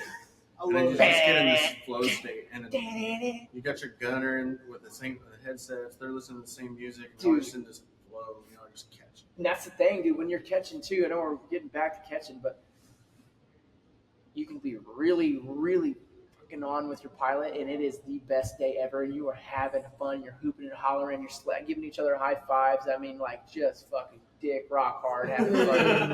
And then you have and then you fucking hate each other. Dude. Yeah. And there's nothing worse than being in a helicopter with a pilot that's pissed off catching deer or cattle. It's not fun. Yeah. It's not fun because they're pissed off and you feel unsafe because they're pissed off. Is he thinking about putting this helicopter down right now? All right, listen. I have had trees smack me in my balls, dude. Smack me in my. I'm not saying with who. But I'm not going to say who did it, but yeah, dude. You're so scared for no reason. Oh God.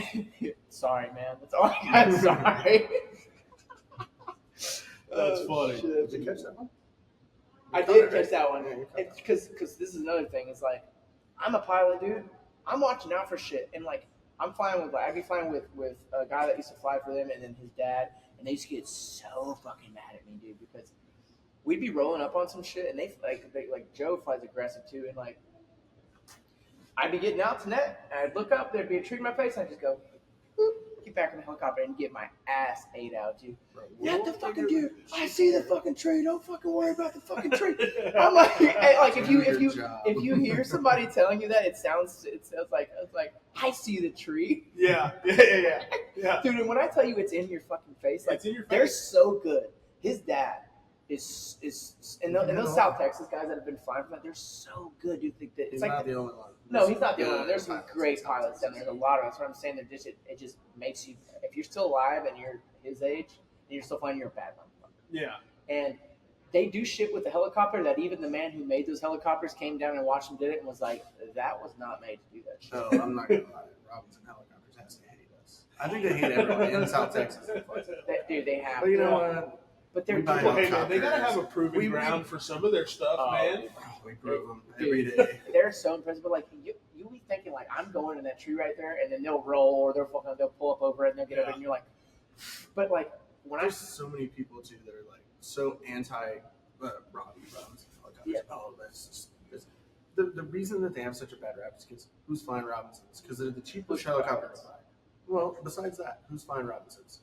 Brand new pilots, inexperienced low-time pilots, and they wreck. And that's a lot of it's in training. Yeah. And so they have a high wreck rate, and there's a lot more Robinsons than other brands. Yeah. So I mean, for me, if you would ask me, hey, Brandon, what's a brand of helicopter? It's going to be a Robinson, the R-44, the R-22. That's what you see going up and down the road in South Texas, all around Texas. I mean, that's it. There's a lot of people that hate Robinson. Oh, that's how you die. They're pretty impressive birds, man. Like the 22 is, you fly a 44 for a while and you're like, oh, this is so nice. It's like flying a Cadillac, and then you get into 22, like, or you're flying in a 22 and you're like, fuck, I wish I was in a 44. But after you fly in a 44 for a while and you get into 22, you're like, oh, I'm in a go-kart, dude. Yeah, I can win. Dude, it's so much fun, man. It is fun. And Justin's a much better pilot than I have. He has way more hours than I have. But like it's even watching like him get better over the years, and like what you can do with that 22 and the places you can go in it, and like the things we We've been do in with some them. places. Dude, as brand new pilots, we got done with a flying rice one season, and this was probably still one of the greatest, just because it was new and just the feeling, like it was like the most freeing feeling I've ever had. Like we got done flying, man. That was so much fun. We got done flying, and I was like, we cooked up an idea. We were on the Mississippi Louisiana borderline, and We knew we were finishing up like 2 days later or whatever, so we went and got we went and got like one of those little Coleman stoves. Coleman Camping stoves. Yeah. And Yeah. bacon and eggs in an ice chest, and me, Fishing you, poles, and mini fishing poles, the barbecue poles. Jared Mahalik flew out there and landed on a sandbar, big island in the middle of the Mississippi River. And we cooked breakfast, dude. Yeah. All with the helicopters there. That was so much fun. So like, I have a video of him flying over one of those huge barges in the barge canals, and like, he looks like a fucking speck over it, dude. And like, Yeah. we're talking shit. Listen, and then we found this was stupid because we didn't know where we were, but we found a tributary or a creek that came into the Mississippi, and all three of us were in that thing flying like this, and I purposely played Creedence Clearwater, what's that? The one on Forrest Gump. Yeah. can't think The of it. Vietnam song. That's Yeah. what I call it. Yeah, the Vietnam song. And I played that one, and like I'm following them, and like we're going. There's alligators all below us when we're doing this, and like at the time, No, that's No. anyways. holy balls! I can't believe I just went blank. Anyway, with the song, then we saw a black bear coming home, and like blew my mind. I didn't even know that. In Louisiana, we're driving home. We maybe made it an hour, and there was like a little wreck or like some road work or something. We were like slowed down in this little. No, you scared the fuck out of me. I thought I didn't tie my helicopter down or something. Oh, I called you. No, you didn't. This is what happened. I'm following this motherfucker. I'm following him, and we're both pulling helicopters. And I'm driving. We're in straight BF. And dude, he all of a sudden he sticks his arm out of the window and does something. He's like, pull over, and then he's calling me at the same time. And I'm like, fucking what? And I pull over and I answer the phone. And I was like, what? What? He goes, there's a fucking bear. A black bear in Louisiana. Dude, yeah. Like what? Yeah. Like, I didn't even know they were there. Dude, I had no idea. It blew my mind. I had a collar on and shit like that. Yep. He sat on the side of the road and just looked, but I thought I didn't He tie my walked across helicopter the down. road and then just walked off in the brush, and we were like, You see some crazy shit like flying too. Mm. Like, Oh, I'm sure. Because it's a whole different angle than being on the ground. and I'll talking tell you what I about, see a lot when I'm flying more towards the border, Crazy Springs. The amount of backpacks and trash and jackets and water bottles that they leave next to like major highways, and Oh, dude, it's specifically on the a mile up from a border check where they Yep. ditch all their crap, or I guess inside a border check, they ditch all their crap, they run and get in a truck and go. Dude, the amount of it's backpacks I see crazy. is insane. We hunted this place a couple years ago, a little north of Del Rio, and I mean, on this ranch, I mean, you could step across the border. Like, there's no fence, there's nothing there, and the amount of trash and stuff that we saw on this ranch was ridiculous. And clothes, They Just- ditch everything and get in the truck. yep, and leave. I mean, when we pulled into that ranch that time, they were picking. Border Patrol had about 7 or 8 guys on the side of the road. They were loading them in the van then. And that's like the first time Meagan had ever seen that. I think I'm one of the few helicopter pilots in South Texas that hasn't ran across illegals. Pretty much everyone I know has came across a road. dead people. Like there's a guy in South Texas. I don't know who he is. I've never been to this ranch, but I heard there's a guy in South Texas somewhere that I don't. This shit's morbid as shit, but he has like. I heard this guy has like human skull stacked in his barn that he's found on his ranch. And like I had friends that were on another catch crew down there, and they're catching, and all of a sudden Border Patrol and helicopters start rolling up and stuff, and there's just a huge influx of people, of like illegals running across there, and the catch crew stops catching deer and starts helping them catch the illegals. Yeah. Hell yeah. Wow. Sounds like fun. Did I not tell you about that? Mhm. It's crazy. Who's with that? I don't want to say. We'll talk later. Yeah. We'll talk about We'll yeah. I don't want to get anybody getting like in trouble or anything. Yeah. Like, or catch a bunch of flack for it. Exactly. But, yeah. But yeah, I mean, it's down there, and a lot of people try to play it off like it's not happening, but it's there. See It's a people huge losing money problem. on it every day, running through their fence, running through their gate, losing exotics, losing whitetail, having to fix the fence, having to fix the gate. Yeah. It's just, And high fences are not cheap to No. fix. I mean, a barbed wire, you can get another piece of wire and splice it, and you can roll on. But I know this rancher down there, named for sure. He's Unnamed. got spikes, just giant rebar spikes welded on every gate on his place. And he has like 40,000 acres. Yeah. That's a lot of gates. That's a lot of gates. And it's cattle ranch. But you get tired of your Mhm. cows getting out, and you get tired of your deer and stuff getting out, and that's what it comes to. And I mean, hopefully it doesn't get any worse than that. Mhm. But It's the way it's looking is it's not too well. Mm. No, it's pretty crazy. And you don't like until you go down there and see it, you don't know how bad it is. And what's crazy is like I understand that most of those people coming over are just coming over here for a better life, but Yeah. it's I don't know. They need to put a. I'm not gonna get into politics. I hate No. politics. I think they should put a flat tax on everything, and I'm just gonna leave it at that. Yeah. Mhm. That would fix a lot of The problems. system needs to be the whole system of them coming over needs to be fixed, and it just needs to work that way. For And, sure. And there's a lot of people that can get together and make that work. I mean, it's For 2024 for sure. We can Yeah. do better. But I kind of wanted to get into before we get off here, like y'all's hunting and like how y'all grew up hunting and what y'all kind of got into. Because I know you're catching animals and stuff all the time, but actually, hunting for yourself, not in a helicopter. I would love to hunt. I grew up hunting. That was like always like the big thing. Let's go hunt with Dad. You know, I grew up in the backyard with the Red Ryder shooting birds. I'm sure like y'all. And I love hunting. And now go to the bow hunting. We were talking about that the other day. I just infatuated with bow hunting. I think I hunted. You know, I don't get a lot of time off during hunting season. So when December rolls around, we get slow. We take a couple weeks off. I think I hunted like the 3 weeks I had off in December, January. I think I hunted like 2.5 weeks, almost every day, and loved every bit. We rattled the rut hit during Christmas, and I was rattling every day. I was bringing friends and rattling in bucks for them that had never seen that. Yep. I got my buddy his first buck with his bow. Oh, that's cool. 5 yards rattled in a buck. He's never shot. I bet he's never shot a buck, and he's never shot anything with his bow. He just got his bow like 4 or 5 months ago. Core memory. Oh, and he it comes in, and he's looking at another one that already come in, and I'm like trying to whisper to him. He's like a couple yards from me. Yeah. I'm like, to your left, and he finally sees it, and this buck's already 8-10 yards, and it turns around and looks at something else, and he draws, and it walks by. I'm like, and it's just walking with ears down, pissed off, and I kind of tap the horns, and he doesn't stop. And I'm like, hey, deer, like, and he stops and looks. Thumps him right in the shoulder, like 5 yards.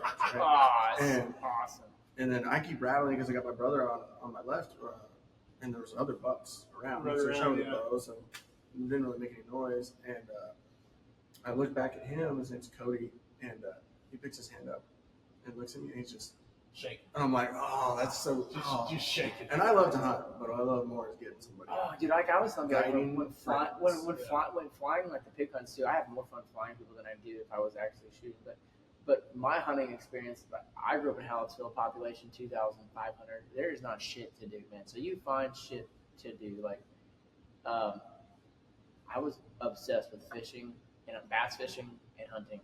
We fished in flat bottoms, and we'd go to the Guadalupe in Colorado and fish like that a bunch too. And I grew up doing a bunch of that and camping with my uncle, fishing with my dad. But I was obsessed with hunting. Same thing. Started out with BB, and by the time I was 7, I was hunting by myself for 22. Mm-hmm. I don't know whose dumbass let me do that. Shoot, dude! I shot out the windows in our house with my BB guns and shit. It's got my ass whipped so many times. I kept my bird feeder full. I was in that 12. I got my first bow, and I went nuts with that. I got to the point like I had shot every squirrel out of all the trees around my house with my bow. Squirrels just won't come back. No, they didn't have a chance, dude. And then I was skinning them, and like my dad would put them in his stew, and like I wasn't eating them at the time. I'll eat them now, but like I didn't like squirrels. I got a recurve when I was a kid. My grandpa would come back and bring all my arrows back to the pasture, and he like, when these hit my cows. But back to like the catching deer, is like I was so mad at hunting and fishing. There's not a lot to do at home. Like you're either drinking or you're going out somebody's deer lease and you're shooting shit, you're spotlighting. Constant, like setting. I don't know if y'all know what a yopon tree is, but a yopon is like a native tree to Texas where I'm from, and it makes for a great like makeshift pole for bank fishing. You just shove them in the bank. They have a good bend to them, and they're just great for fishing. And we do that and set them in the creeks and stuff. But like, I was to the point like I was hunting before school in the morning, and if I killed something in the morning, I just didn't go to my first 2 periods. Yeah. Or I tell them, hey. I bullshitted so much through my junior and senior high school were a joke. I had a great childhood, great school experience, all that stuff. But then I started catching deer when I was like 20. When I started flying, I started catching a lot of deer. And dude, Justin touched on it a little bit while ago, especially whitetail hunting. Dude, it just wiped out my want to hunt. After you catch so many deer for a while, and then you're just like, you get so burnt out on it, and you're doing it during deer season too. And like, you get done catching for 5 days, and you get like a Sunday off, and you're like, oh, it's deer season. And you're like, I don't want to go look at more deer. Dude, and almost 3 years ago, it'll be 3 years ago, probably in 2 months. There was what's the bow target contest in Total Archery Challenge. I had my buddies from home. They were like, hey, and I still had my old bow at the time. And they were like, hey, do you want to go tack with us? And I was like, yeah. They're like, well, you got to let us know because like we're gonna like as soon as it drops, we have to we have to sign up. And I was like, all right, I'm in. So we did it. I kind of forgot about it, and they were like, you need to shoot your bow. And like I didn't shoot my bow at all before I went there, dude. At all. But dude, I showed up, and then like my sight was broken on my bow. One of my buddies had a spare sight. We slapped it on there, and I sighted it in right there. Their little first thing right there, dude. And we shot all day long, and I shot good too. Like for what it was, it was a scroll. It was a scroll too. Yeah. And I didn't have the right sight tape on there or anything. I had so much fucking fun, dude. Now and then it was like, and I hadn't felt that fire in me, like to hunt like that. Because bow hunting, we're like once you rifle hunting's great, great and all whatever. Like it's so easy though. Like and it's just like until you get a bow. And you take something with a bow, it doesn't matter if you kill a doe, a squirrel, it doesn't matter. Like, it is such an adrenaline rush because you have to work so much harder for a bow. Like, dude, but we went to tack and it lit that fire under my ass.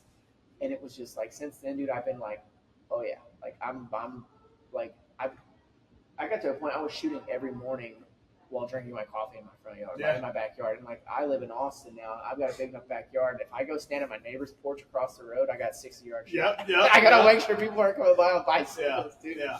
I did the same thing. We were living in College Station because, dude, I follow Cam Hayes on Instagram. Yeah. I mean, he's a badass. But, like, he posted something one day where he was doing that same thing, like drinking coffee. And he was sitting there drinking coffee and then shooting out of his back door. And I'm like, dude, and especially when we were going to tack. And when I went on that hunt in Idaho, I was waking up every morning for work. And I'm like, I'm just going to go. It started out as like, I want to shoot one arrow. Mm-hmm. Just like you were hunting. Just pull out one arrow, go shoot, and see where you hit. And then it'll be, okay, I'm going to hit 5.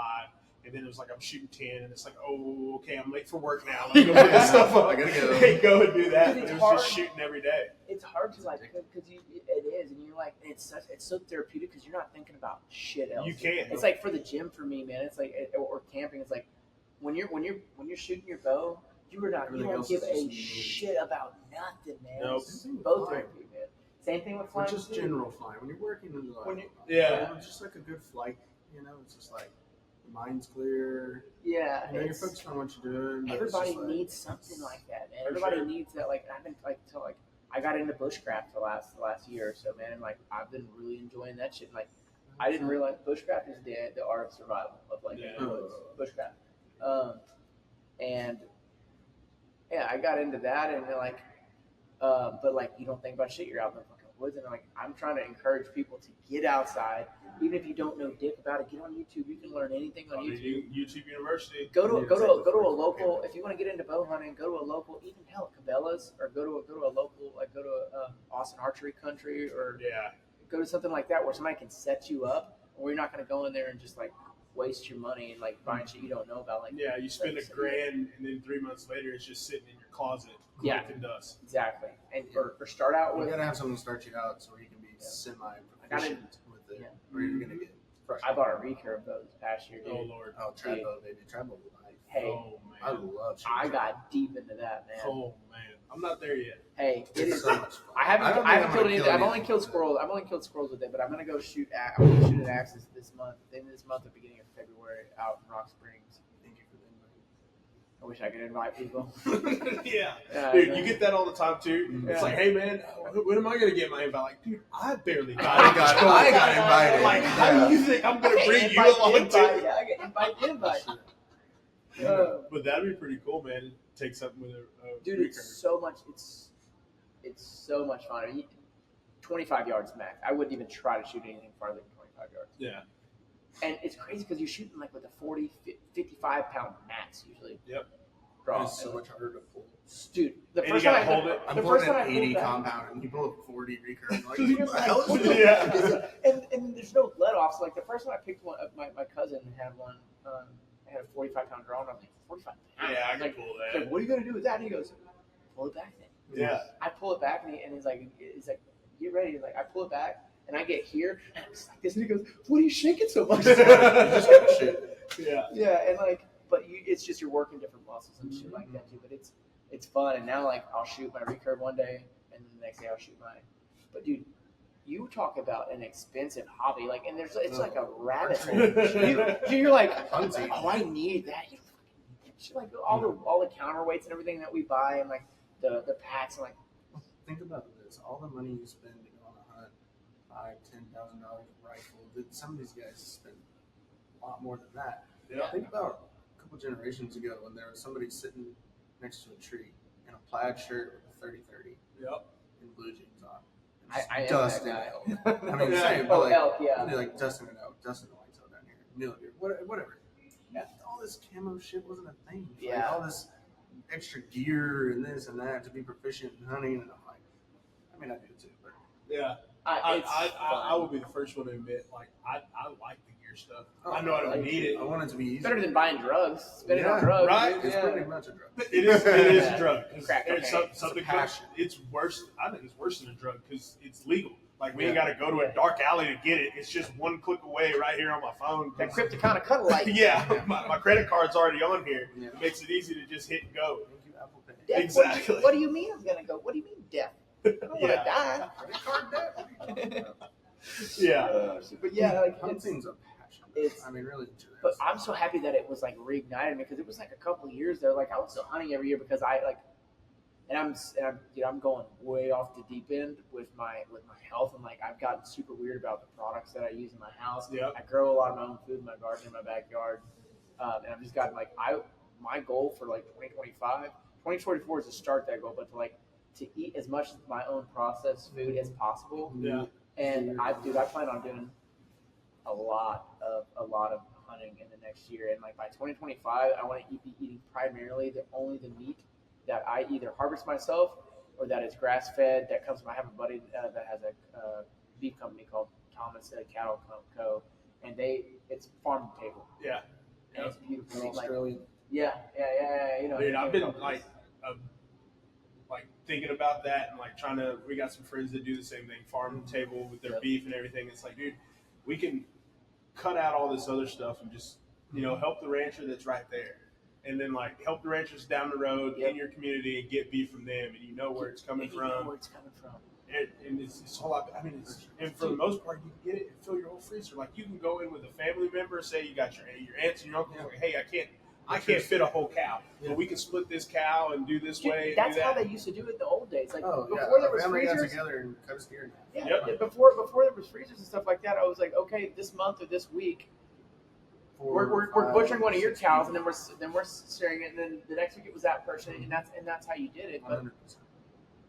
We need to come back to that. we need to come back to that, man. And like, I'm telling you, like, my goal is to because we have land in Hallettsville, and I can build a place there whenever I wanted to. Like, I love Austin for the networking aspect. I'm like, your network is your network, man, and I love people so much, and I love doing what we're doing right now, and that's just to be doing this right now. Like, this is sick, the first one, but I'm already having a blast talking to y'all. But like, I want a place. I want like 5 or 10 acres in South Austin somewhere.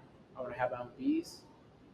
We had my own. When I grew up, we had bees, we had chickens, we had cattle, we had pigs, and we had a huge garden. Yeah. My dad's got a green thumb, and he taught me, and I've got back into doing that the last couple of years. I'm like, I want to get so far into just making my own shit, canning and all that stuff. Like, and when shit hits the fan, you're good, dude. Yeah. You're good, and like, you know how to do all that shit. And like, but all those old ways of preserving and doing things like that were so healthy for us. People are forgetting all that shit. Like, you don't have to read books to go find that Once shit. the internet goes out, Dude, that's a big possibility. Yeah. You know how to make beef jerky? Do you know how to preserve things? Exactly. And having a place like that in Austin to be like, or South Austin like that, for me to do that, and I have turned my house that I live in South Austin into the most country version. Like, when my neighbors come over, they're like, what the fuck? You walk in my garage and like, you could rebuild a whole entire car with the shit between me and my cousin that I live with, the tools that we have in my garage. Yeah. And then in my backyard, I've got this big ass garden, and we've got like, I got my bows, targets, and everything there. Like, that's home to me. Yep. And I want something. I just want my own little piece, but with some land. I want to be able to like have some land to do shit on around there, and like, I'm happy. Barn dominium, couple acres, 1,000 acres would be great. Yeah, 10,000 But would be you know, better. like Someone sponsor me. and I think more people should strive to do that and make their own shit, because we are getting fed fucking poison right now. Poison. Yeah. I'm gonna make my own beef tallow fucking sunscreen this year to wear. I have a boat rental company, so like I stopped wearing sunscreen last year. We started reading about all the terrible shit that was in it that causes skin cancer, and I was like, okay, well, that's the bad thing about the internet. It's like you're fucked either way. Yeah. Like, so either put it on and try to keep cancer away from the sun, or I put it on and get cancer from the stuff we're using. But that's another great reason to hunt is to harvest your own meat. Like people think it's terrible for hunting, like if people look at it from the outside in, but like hunters pay for almost all conservation. Mm-hmm. They all conservation. You know where your shit's coming from. That animal went and lived its life, and then all of a sudden got smacked one day, and then like it's over. It's not like it went through a processing, and it's not pumped full of all kinds of bullshit. Like you know exactly, like when you're eating that motherfucker, you know exactly where it's coming from. Yep. And like right now, I'm cutting my deer with store-bought pork or beef, and like I'm still like, God damn it, it's better than 50%. Is better than all of it. You can go to some of these local markets and stuff. And that's when I want to start doing farmers markets and stuff like that. Pork fat and whatnot. That's not big. That's cut straight off. Yeah. What's been your most core memory favorite hunt? Me? Let's hear it. What got you in the hunt? You tell us. What got you? Dude, to be honest with you, it's a little bit different. I've kind of said it on my podcast before, but like I'm the only person in my family that hunts. I got a buddy that's just like that. I'm the only person in my family that messes with guns, that wants to be outside. Not that they're against it or anything. They push me like first generation outdoorsman. Yeah, I mean, my grandpa shot some deer and stuff. He worked cows and all that kind of stuff. But like as far as the hunting aspect, like nobody in my family really taught me anything. I have no idea where it came from. But like I was the kid that was watching hunting shows and like telling my family I'm gonna go there. That's awesome. Like I'm gonna go to those places. I'm going to Africa. I'm going to Alaska. The first thing, oh my God, you're not going there. It's dangerous and all this other kind of stuff. Yeah. But like that's what got me into it. And I was lucky enough to have like friends growing up in Goliad, of course, that like took me hunting with them. Yep. Like either I didn't really shoot whitetails until I got older, but I'd go with them and they shoot whitetails and we clean them and stuff and all that. So that's what got me into it. And then like hunting with dogs, hog hunting and all that kind of stuff. That's my favorite. Like I love dogs. No matter if we're working cows or we're hog hunting or doing something like that, like I love working with dogs. I got 2 Catahoulas and stuff. Right too old to run dogs at night. No.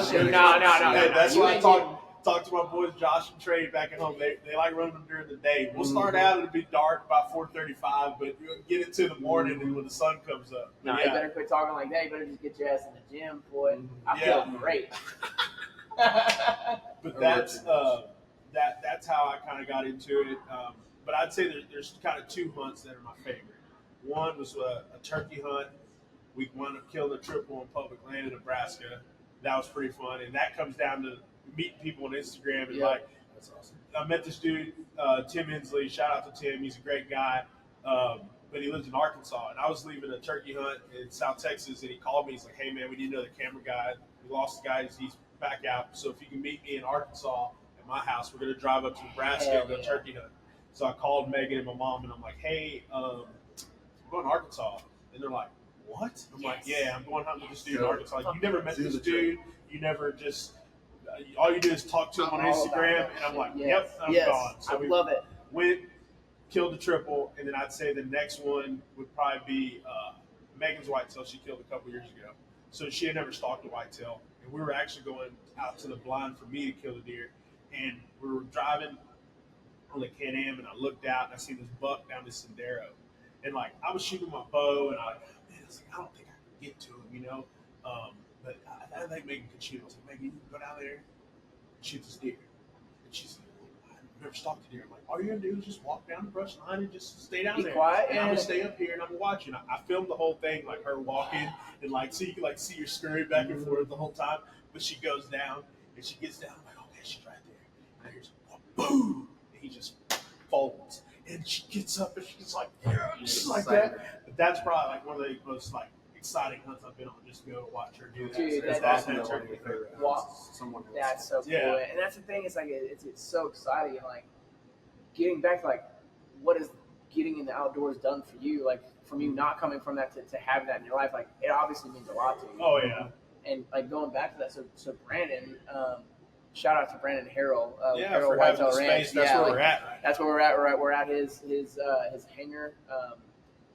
Good friend of mine, kind of a mentor, and he's let me use his space up here for my podcast. And Brandon does a lot of work with a organization called City Kids Outdoors or City Kids Adventures, and they take inner city kids that grew up maybe without a dad or somebody to take them out to the woods, or they have their dad, or they're just that are from like maybe a rougher upbringing, and they take them and introduce them into the outdoors. And then they get them involved. They help them get scholarships and dude, it's something that needs to be implicated in school as well. But, yes, and I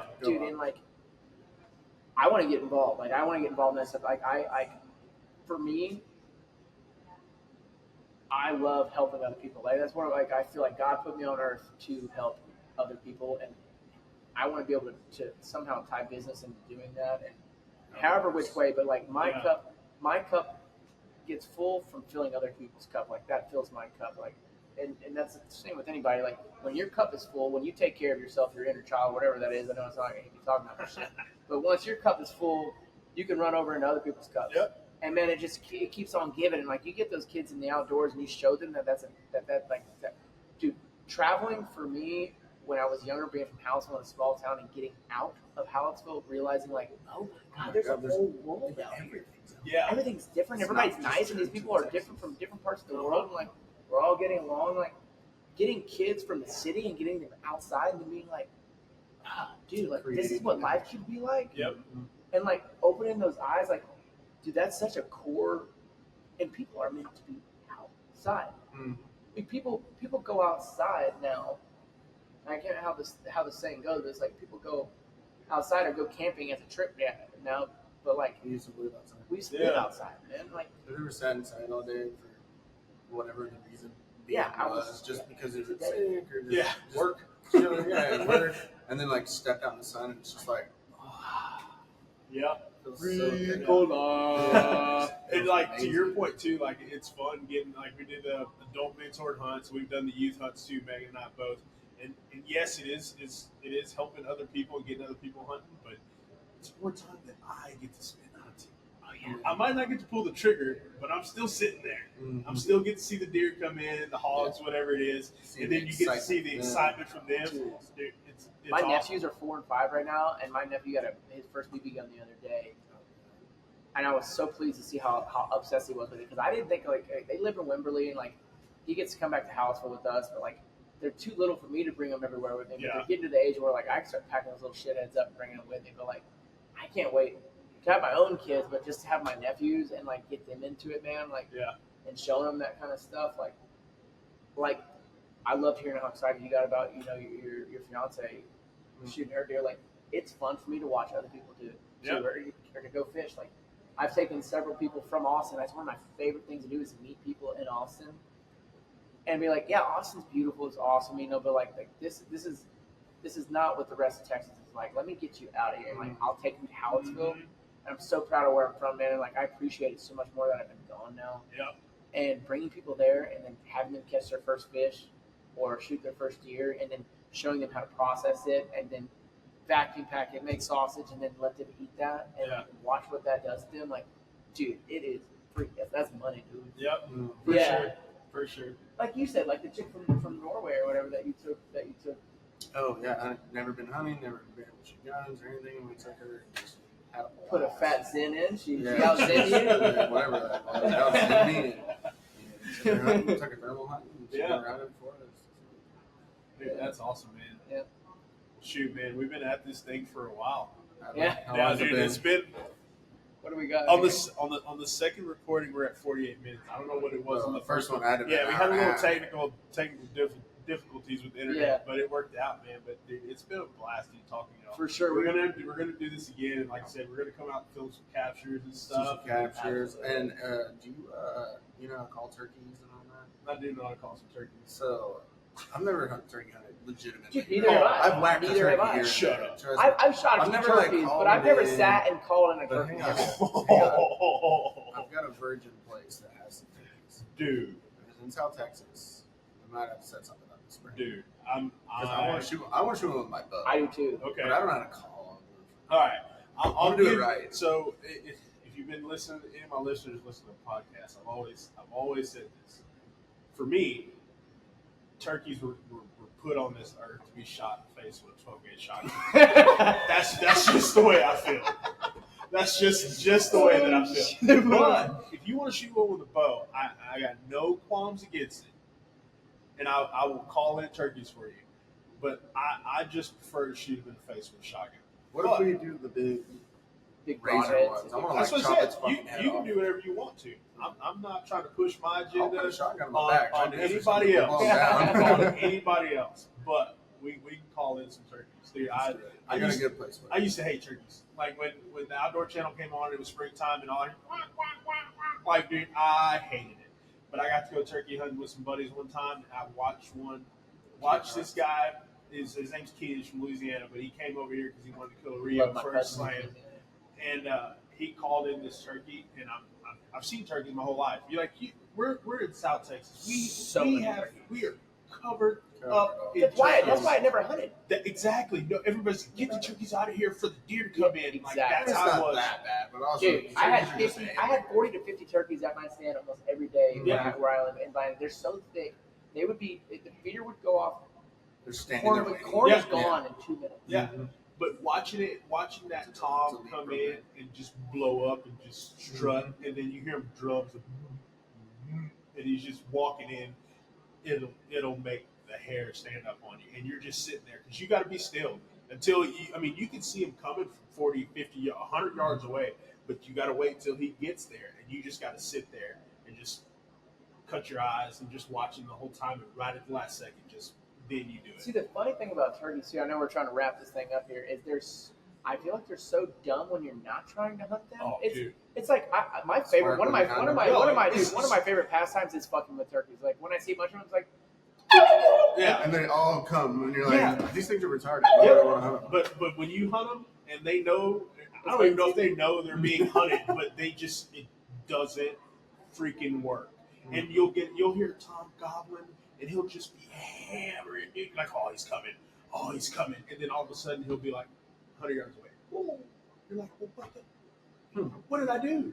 What happened? I feel like I could kill them with a baseball bat if I needed to. dude, I swear, I feel like You feel like that, and then when you're hunting them, it's completely different. But yeah, like it's a lot of fun. We can definitely make the turkey hunt happen this spring. I'm guiding one place for 2 weekends. I'm trading so I can go kill a bird, and then we can make it happen. killing with a blow dart, like Tim Wells. Yeah, I'm friends with his daughter Sydney, but it's a different story. We should stalk some pigs sometime with bows. I want to do that real bad. Yeah. We can make it I happen. got some man. places for that too. Sweet. Sounds good. Hell yeah. Well, guys, appreciate y'all listening to the podcast, and definitely go check out Drew's page and check out Justin's page, and follow these guys and see what they're doing. Same Catching here. If you're coming from mine, if you're my one listener, coming from mine, Yeah. Give Brandon a follow. Give Justin a follow. Like Justin, if you like the capture content, most of my videos that I've posted have been with them, and he's got tons of them. You can get as many as you want over there. I'm glad he's finally posting. But We're in on so. And Brandon's good at what he does, and I hope to see a lot more content out of you too. For sure, man. We're gonna get Hope it to done. make some with you too. Exactly. That'd be Punks, awesome, dude. man. Sounds Yeah. good. All right. We'll check y'all next week. Our fake goodbye. Yeah. Lame.